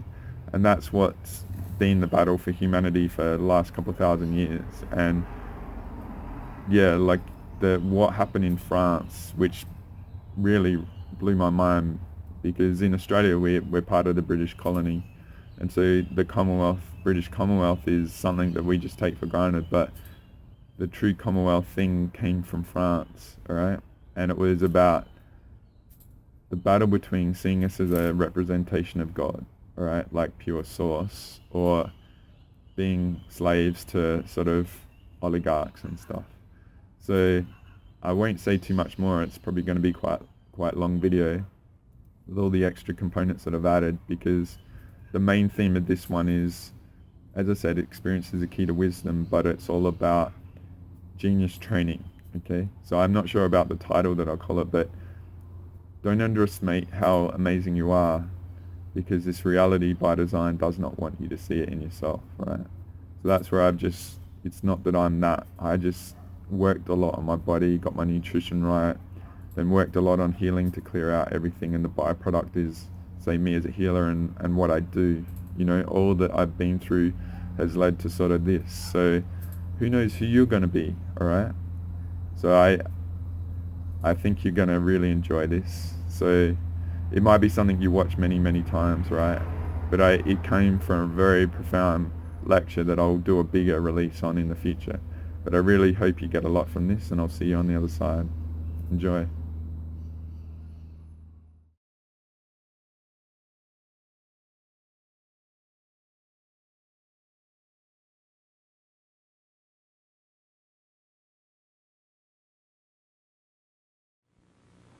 We are now in the next 18 to 24 months. The world is gripped with the most dangerous, most momentous, and most profound developments in the past 5 centuries of human history. At stake is the question of whether we shall emerge from the 1990s into a prolonged new dark age which will engulf this planet for 100 or 200 years to come, a dark age in which the population of this planet will sink from over 5 billion to, at most, a few hundred million. A dark age in which a nightmare beyond belief will control this world. Or we can salvage the achievements of civilization to date, and those achievements which were given by the development of a revolution which began in Europe between 550 and 510 years ago. Between the Council of Florence, which established a new principle to govern all states, all society, not a principle which was immediately put into effect completely, but a principle which began to work to change the world. And about 510 years ago, a little more than that, the end of the monarchy of France's King Louis XI, who in the 20 years of his reign established the first civilized form of society on this planet, as I shall explain, which was called by him a commonwealth, in which all the citizens of the nation were bound together to build the nation so that the nation might foster the well-being and development of every individual in it. The principle was that every person on this planet is made in the living image of God the Creator.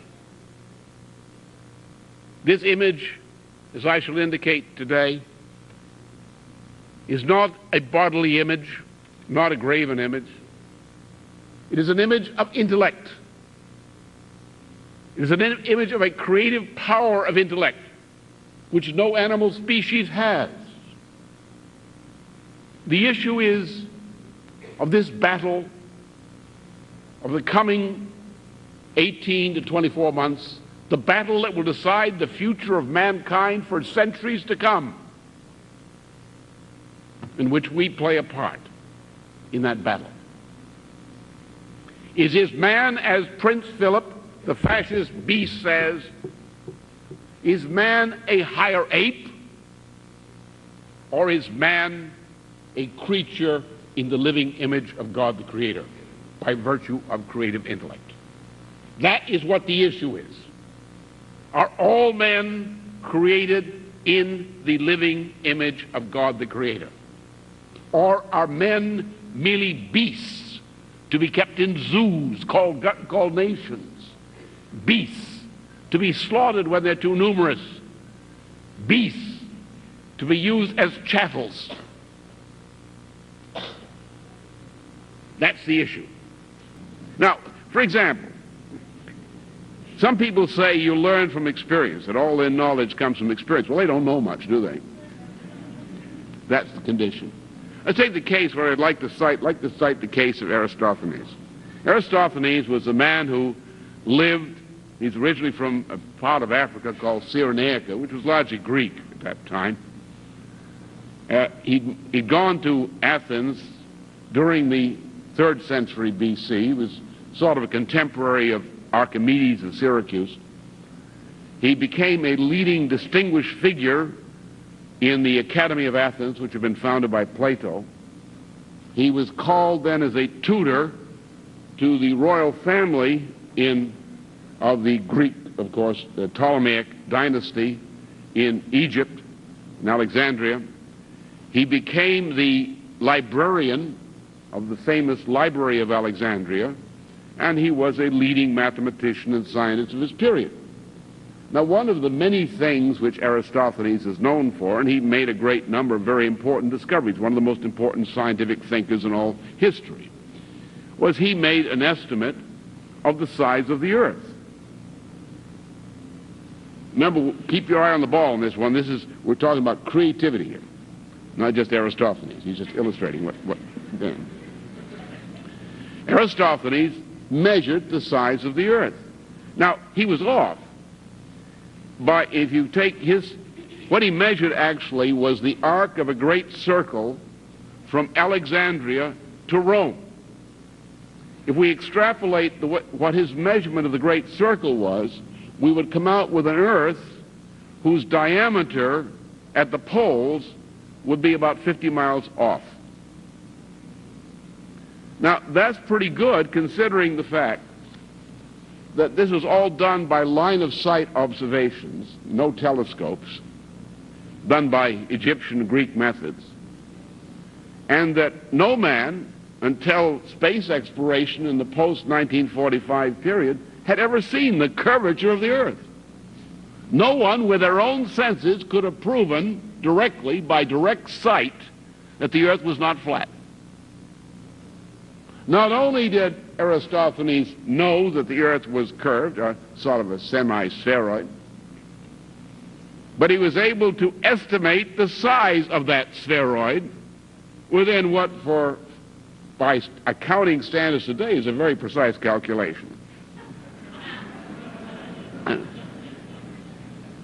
Therefore, we do not know from experience. We don't know from sense experience. An animal may know from sense experience, but not man. Man is of a different nature. Man has an intellect. Now, what did Aristophanes or anybody else who was observant his time know about the curvature of the Earth? Well, they watched eclipses. And when you see an eclipse of the moon, you see this shape, this shadow, which tells you that the Earth, which is interfering between the moon and the sun at that point, has a curvature. Now, if you take and draw some circles, and you take shadows and light signs, you can make a pretty good model. Even if you don't know trigonometry, you can get a pretty good estimate of what's going on there. And they did do a fair estimate also, by the way, of the distance from the moon to the Earth. No one had ever seen that distance. That thing's just up there. You can't see the distance, can you? Any of you guys ever seen that distance? Unless you get up in a spaceship or see a picture of that, you don't see that distance. How do you know it's there? Another way is if you take a star, and if you get a collaborator, say 100 miles north, and he gets out there and he take a plumb bob, piece of a round stone on a string, tie it to a stick and look at the line of that star, observe that star 100 different miles at the same time of day, and if you can do that properly, you will find that the declination, the angle of the stick relative to the line of the plumb bob, changes. Same star, looking at it from Earth. And by those kinds of measurements and similar kinds of measurements, and by watching eclipses, you can come up, as Aristophanes did, first of all with the proof that the Earth is a quasi-spheroid, and you can, by the same methods, without trigonometry, just using circular analog measurements, you can come up with a fair estimate of what the size of the Earth is. Remember, though the National Geographic magazine will deny it, they're liars, of course, like the New York Times, that Columbus found North America, or the islands off it, because he had a map. And the map he got, which was reasonably accurate, about as accurate as Aristophanes' map on the terms of the size of the earth, there was no error. Able to do it. He also knew the map was right. It was wrong, actually. There was an error in the map because they had the islands of Japan somewhere in the middle of the Mississippi Valley. But that was because the Venetians lied about the distance from Venice to Japan. It was part of their typical Venetian trick. But nonetheless, because they had studied the north and south currents in the Atlantic Ocean, they knew the curvature of the current, and they could estimate how far land was on the other side of the current. So with the aid of a map, Columbus knew where he was going, that land was there, and knew how long it would take to get there, approximately. And he was right. This was all done by intellectual methods. Now, you all remember that you were exposed to a school, and most of you had an education which, you think about it, you'll object to. Most of you were given a textbook or something equivalent. You were told you were supposed to learn to repeat after me, so to speak, what authorities of the past had discovered. And today you are prepared to pass a multiple choice questionnaire, aren't you? Now, if you went to a good school, that wouldn't happen to you. In a good school, such as the one that Nicholas of Cusa attended as an adolescent, you would be given a text written hundreds or thousands of years ago, such as Aristophanes, concretely, Plato, and so forth. You would be given a text. You would read the text and you say, well, what does this text mean? And the text would be a report on a fundamental discovery of principle by some gentleman. Gentlemen seem to do most of the reported discovering in those days. Hundreds or thousands of years before. And you as a student would relive the mental act of discovery which that original discoverer went through. What you would be doing with this kind, which is called a classical humanist method of education, unlike what's done in schools today, you would be reliving the act of discovery of the greatest known minds in all history. Now, if you do that for about 4 or 5 or 6 years as a good pre-secondary and secondary school education, after about 6 years of replicating some of the most crucial discoveries of principle made by the known greatest minds in all history, your mental powers are pretty well developed, aren't they? Now, even if you have a bad education, the way you learn something is not by learning to repeat after me. You learn by working it through. And when you work through ideas and discoveries, to repeat them, to say, can I believe this? Is it true? You get a sense of truth. And you also get a sense of the same thing that a classical humanist education provides you. Thus, what is happening through education and similar expressions in society, I'll get to one other case as a good example of this. The young child has transmitted to it a replication of the great discovery, not ideas as words you paste on a wall, but the act of discovering an idea, which is a real idea. The child relives some of the crucial discoveries of all mankind today. One of the most important discoveries that men and women relive as children is the discovery of language. Language is one of the great inventions of mankind. It's a great development. It has a history. We know from the great scholar Panini, the philologist who lived about the 5th century BC in India, who wrote of the Sanskrit language, and we know something about the dating of the Vedic origin of the Sanskrit language. We know that the Sanskrit language, perhaps 5,000 years ago, or in the Vedic form, between about 4000 BC is when we can date the Vedic to before 4000 BC in Central Asia by astronomical content. That this language is a highly developed language. As a language structure was one of those highly developed that ever existed on this planet. Already then. So even in the early days of pre-science, mankind had already made a number of inventions, of which language is the most important of this time, which the child today is actually reliving tens of thousands of years of development of human knowledge, of fundamental discoveries, in just learning a language. So that's why you have to give a child a little chance to learn language. Phil Graham, of course, you have to give a lot longer, but that's different. Now, let's take the case of music. How do you learn music? By learning how to read a score? No, you don't. You learn to perform music by reliving the experience and learning from composers.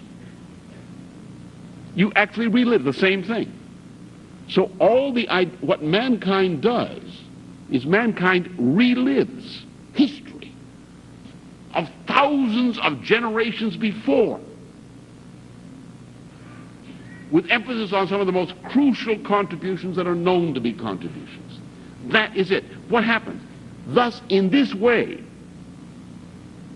mankind, look at, I can tell you that I know Plato personally better than know most of the people I've shaken hands with. And he was dead over 2,000 years before I was born. Why? Because I know the inside of his mind. Because I have relived some of the most important moments in his mind. I have recreated, in a sense, in my own mind, some of the greatest moments of thought experience he had. Aristophanes, the discovery of Aristophanes, which any child can relearn. Same thing. We can demonstrate to children this discovery. We should. Good schools would do that. Therefore, what happens? We are now linked together. We cannot be separated by the grave. We are linked together across thousands of years into the past and thousands of years into the future. The entire human species is linked together. Through what? Through the commonality of those aspects of ourselves, which are our true selves, which belong to this quality of creative intellect, which defines each of us in the living image of God. Up until this revolution between 1439 and 1483. Because the state, even though Moses and Christianity taught that the individual, and you're not a Christian if you don't believe it. Don't give me this other stuff about faith or reading the Bible or something. If you do not understand what it means to say that man is created in the image of God by virtue of this creative power of intellect and nothing else, then you don't understand the first thing about Moses, the first thing about Christianity. That's what it's all about. But this principle, the Christian principle, the Mosaic principle, that the individual is created in the image of God, was not made a part of statecraft. Now, what's the significance of this? If I have less than 5% of the population, if a small intelligentsia within 5% of the population is the only part of the whole people which is developing ideas, changing practice, and if the other rest are really not allowed or developed to be able to do that, what's your rate of progress? Yes, you have progress because people are, even if they're oppressed, they still have this creative power of intellect. It may be suppressed and brutalized and crippled and impaired. But in the better moments, you find that people just naturally tend to create. That's what people are like. They naturally tend to think that other human beings are human beings, even though they forget that once in a while. And so there was progress. So man did come from an ape-like condition, even under these terrible conditions, to reach a population on a higher level of 250 to 300 million people in the 14th century. But still, the human condition was abysmal, not acceptable. Not acceptable to me, shouldn't be acceptable to you. What happened is, the state said, following the ideas which were enunciated at the Council of Florence, the state of Louis Owens, who was actually directly influenced by the Council of Florence and tied to those institutions, and tied to the same Brotherhood of the Common Life which had educated Nicholas of Cusa. As a matter of fact, the Brotherhood of the Common Life established schools in France for Louis Owens as part of the program of introducing a process of general education along the principles of the Brotherhood of the Common Life, which used to go out and take poor boys, bright poor boys, take them in their adolescent years, take them off and give them this classical humanist education, and turn a great number of them into geniuses, which is what universal education ought to be. Take poor boys, poor girls, poor families, take them off and give them a classical humanist educational experience and turn as many as possible into geniuses. Well, that's what they started to do. So there was, within the 20-odd years of the reign of Louis Owens, the per capita income of France increased about doubled, or close to that. This became a source of inspiration, the success, and envy in Isabella, Spain, for example, where there were efforts to create a united Spain on the basis of the model of what had been done in France. The Erasmians, the Oratorians, generically, in England, as the Friends of Erasmus in England, under the kingdom of Tudor Henry VII, the father of that crazy sex maniac, Henry VIII, actually made an attempt to introduce a modern nation state of that Commonwealth form into England. Throughout Europe, this new movement called the Commonwealth movement, characterized by the emergence of cameralism and other things, and the rapid development of science, the development of the rate of discovery of fundamental principles of nature and art since this Renaissance is at a greater rate than any time in history, up until about 1964 or so forth, when things began to go downhill with the counterculture and things around here. So that is a result of the participation through the fostering of public sanitation, through the states taking responsibility for the general welfare of every citizen, through the citizen's sense of obligation to contribute to the state for the purpose of enabling the state to take care and promote everybody's life. The fostering of scientific and technological progress, the fostering of a more generalized education and culture and literature, the use of the printed word. These communications increase the participation of the society in the process of progress and increase the quality of intellectual life of the individual, so the individual was assimilating more knowledge, was nurturing his or her creative powers at a greater rate, and was able to assimilate and contribute to mankind at a greater rate. So if you have 50% of the population as opposed to less than 5 contributing to progress, the rate of progress is higher, isn't it?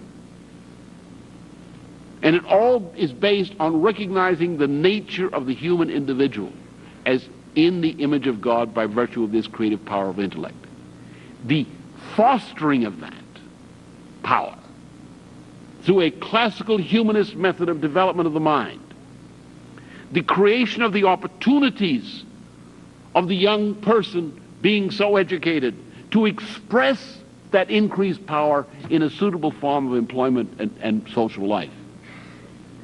These are the primary concerns, moment to moment, of any good society, as expressed or reflected in the General Welfare Clause in the preamble of the U.S. Federal Constitution. And that's what has happened. Now, on the other side, the oligarchy didn't like it. Here you have this mass of people, and someone says they're no longer going to be servants, slaves, and whatnot. These are now going to be free, maybe gradually, but as fast as we're able to do that. We're going to free man from this condition of beast-like toil and similar conditions. We are going to recognize the dignity of every person as in the image of God, every individual person. And that's the kind of society we're going to develop. That was the conscious principle of Louis Owens, the conscious principle of the Commonwealth faction. This is what Rabelais, who's an Oratorian, is talking about with his Gargantua and Pantagruel. So that's what this is about. So the oligarchy didn't like it. These are the people who are trying to turn back the clock of history to feudalism. And Rees-Mogg has said repeatedly that he intends to go a little bit further than feudalism. He said that only 5% of the population should be educated.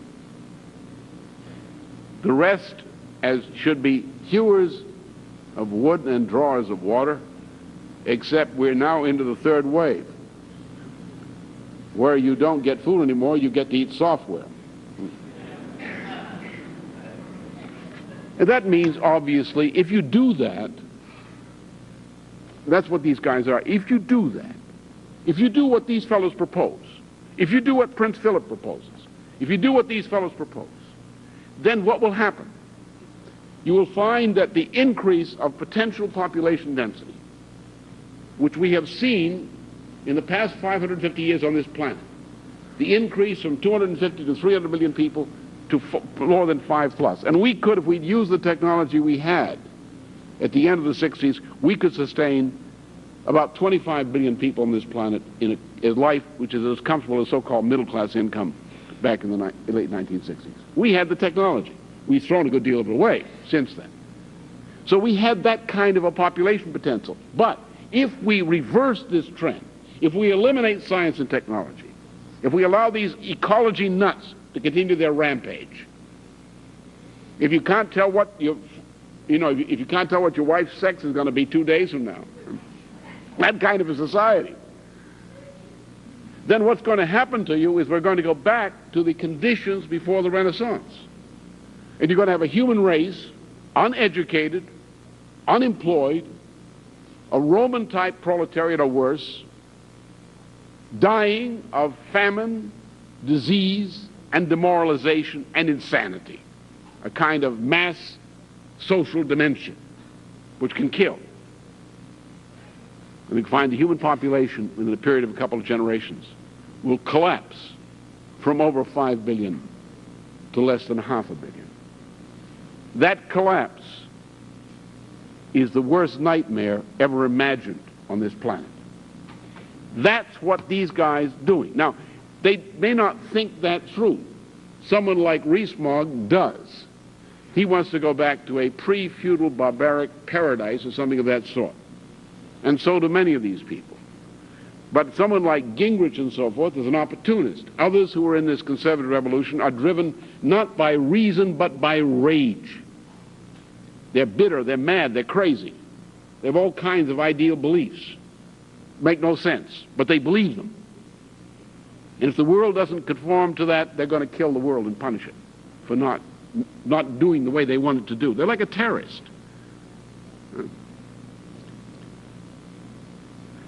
So that's what these guys are. They want to turn back the clock to eliminate this kind of society in which every person is recognized as having the right of being a person in the image of God. They want to eliminate those forms of education, those forms of scientific and technological progress, which enable a person to live in a manner more in keeping with a creature in the image of God. Developing the creative power of intellect, which is that which is in the image of God. Utilizing that developed creative power for some good purpose. Transmitting ideas of value from one generation to the next. Living the kind of life with relations with people around them which fits that. They don't want that. They wish to destroy it.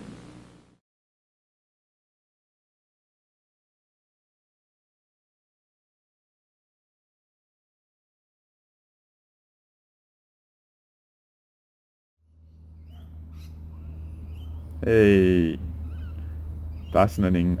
Thank you for being here still. It's probably quite a long video, but I haven't done one for a few weeks, so maybe you've been chomping at the bit of where's that freaking Aussie dude, right?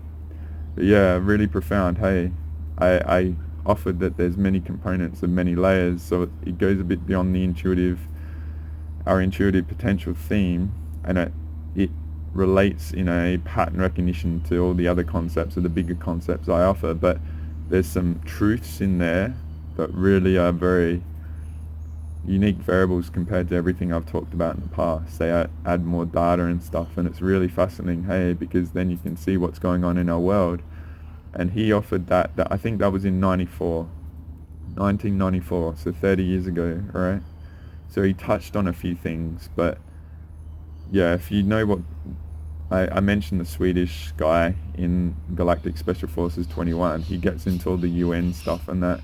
So those of you that have explored and invested in my Universal Sovereignty Declaration with all the Pure Source Spiritual Assembly for Multiverse Resolution, there's a lot in there translating all what has been revealed in that 30 years since. So quite prophetic, hey? So I will just round this out, and I'll look to do more videos in the future on this theme and get a bit more into the thoroughness relative to experience is a key to wisdom, right? And my rationale for sort of offering this is it's not so much about me, it's about you, and having the aha moment to actually observe your life in a different way. Observe your nature that may not have fit into this world, but it has helped you instinctively avoid things, or maybe not had success in the metaphor of how the reality sees success, but all that what was not fitting and congruent into the reality is actually flourishing now. So you're brewing that potential and that aha moment to have that ignition of your infinite and your intuitive talents that you probably never thought or allowed yourself or appreciated was probably the whole purpose of everything you've been and made it through to now. So as I say, you're really rare to be here and to be able to contemplate these concepts. And don't underestimate what might be in your potential, just because how it's been is how it's been. This reality, as I said, I'm not sure if I include it in this clip or in the bit that I cut out, but to me it's like all the pressure going on at a high level it's like brewing us as diamonds, pure source diamonds, alright? And, you know, I talk about a lot that I've been through and stuff. I'm just aware of it. I'm not alone in going through that and all the negativity. I'm just able to be aware of it and impart it to people of what's been going on.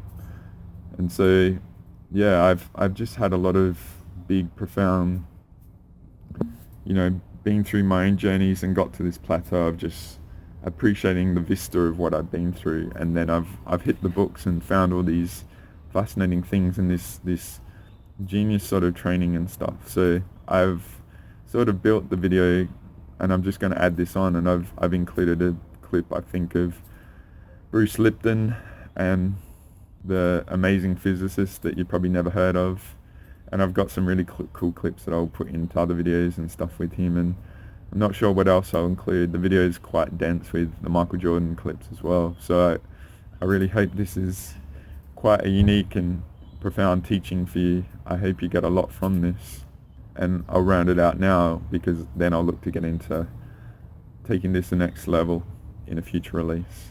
So I really appreciate you. I appreciate all you've had to endure on a soul level, perhaps 1 trillion years to get here, but you're here now.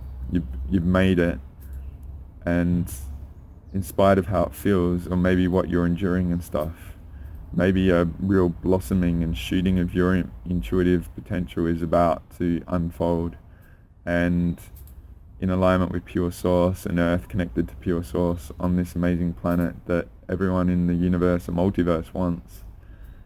I thank you for all you've had to go through to get here, but I hope watching the Michael Jordan clips inspired you to take it to a whole new level and see you in a different way. So best of luck. Until next time. The brat from down under, the sovereign brat. That's what brat is about in Australia. It's about sovereignty. It's not about being naughty. It's about doing the right thing. So until next time, thank you for being here. Andre out.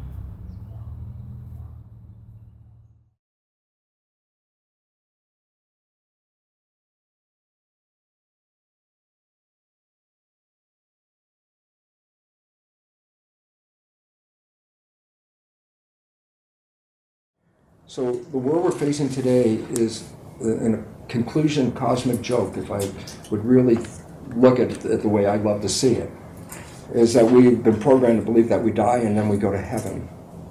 My perception is a little different. I think we're born into heaven. And this is where we come to create. This is where we come to have experiences.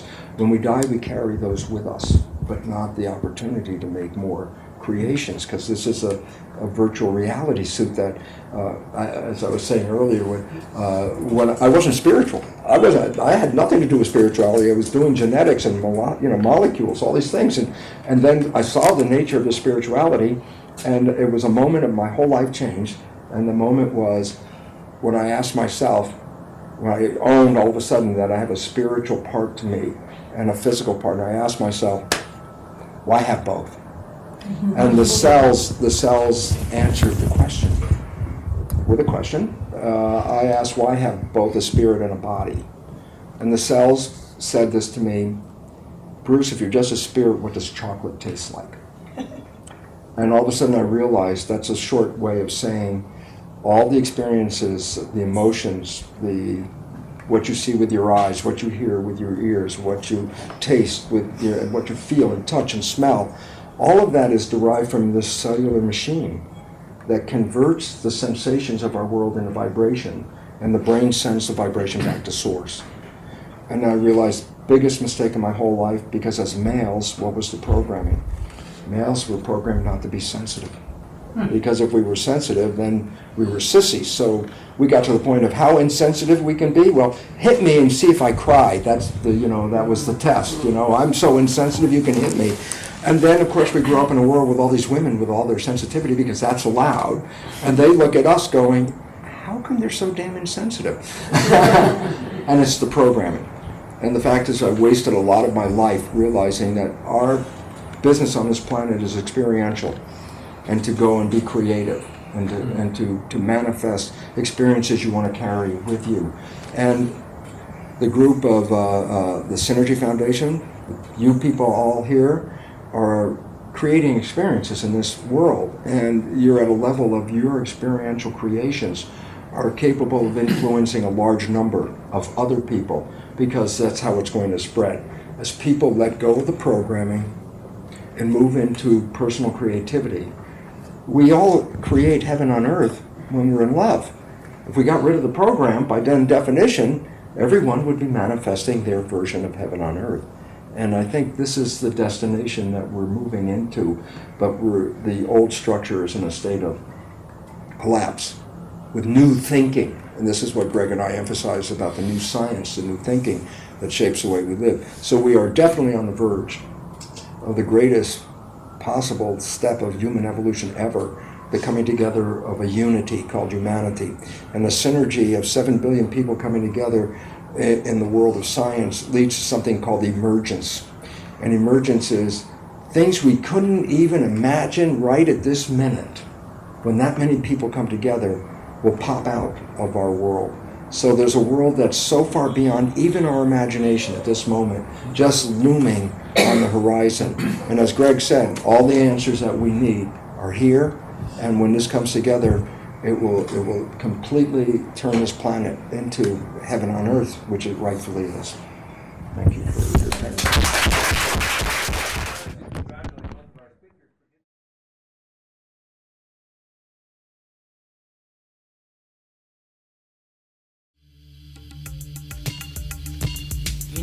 I picture myself trying out 1,000,000 times, a whole year. And if I screw up tomorrow, it's all for nothing.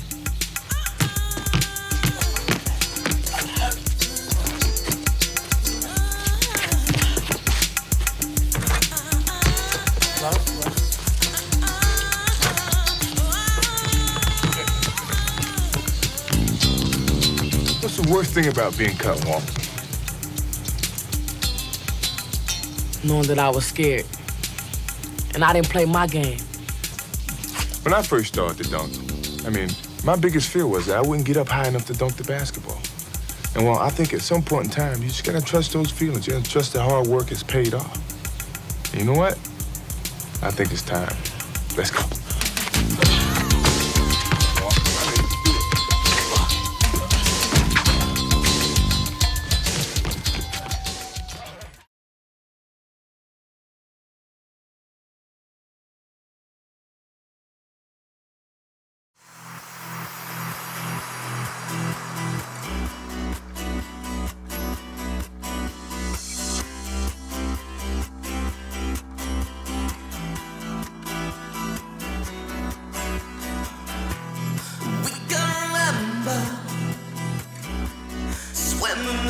September,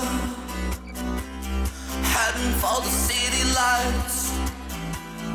975, we sharing each other, nearer than farther. The scent of the lemon drips from your eyes. We are the people that rule the world, what's running in every boy and girl, all rejoicing in the world. Take me now. We can drive a little adventure, love in the summer, follow the sun tonight, reminiscing of the times of life. For each every other, the feeling is stronger. Shock at 11, got lost in your eyes. Can't do why when I think you're gonna leave me one more try. Are you gonna leave me now? Can't you be believing now? Can't do why when I think you're gonna leave me one more try. Are you gonna leave me now? Can't you be believing now? Can you remember in human eyes? It was to where we'd energize, lie in the sand and visualize like it's 75 again. We are the people that rule the world, what's running in every boy and girl, all rejoicing in the world. Take me now. We can drive. Can't do why when I think you're gonna leave me one more try. Are you gonna leave me now?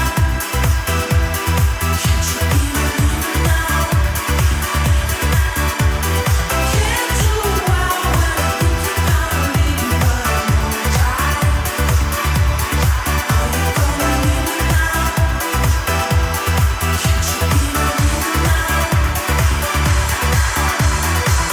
Can't you be believing now? Everything about you, know everything about me, know everything about us. I know everything about you, know everything about me, know everything about us. Can't do why when I think you're gonna leave me one more try. Are you gonna leave me now? Can't you be believing now? Can't do why when I think you're gonna leave me one more try.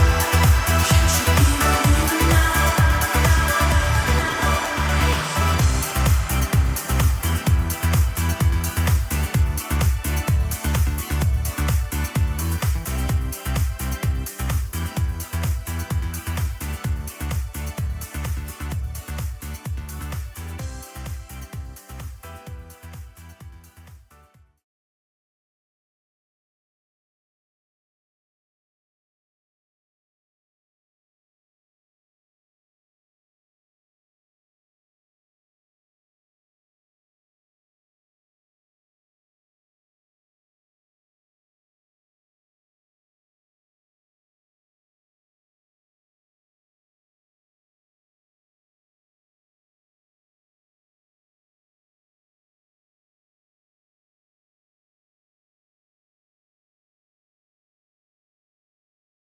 John Lilly once put it this way: there are no limits at all to the human mind whatsoever, except those we impose on ourselves because of our beliefs. And those limits are also beliefs to be transcended. And that's a view that suggests that the possibilities of human transformation are virtually infinite. And we have no way of knowing the outer horizon of what it means to be human.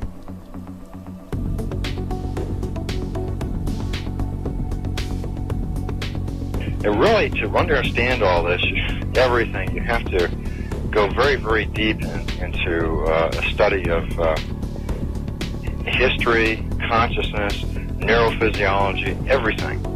You have to be the supreme eclectic type of leaning, and you really have to be wanting to know who you are and what everything's about.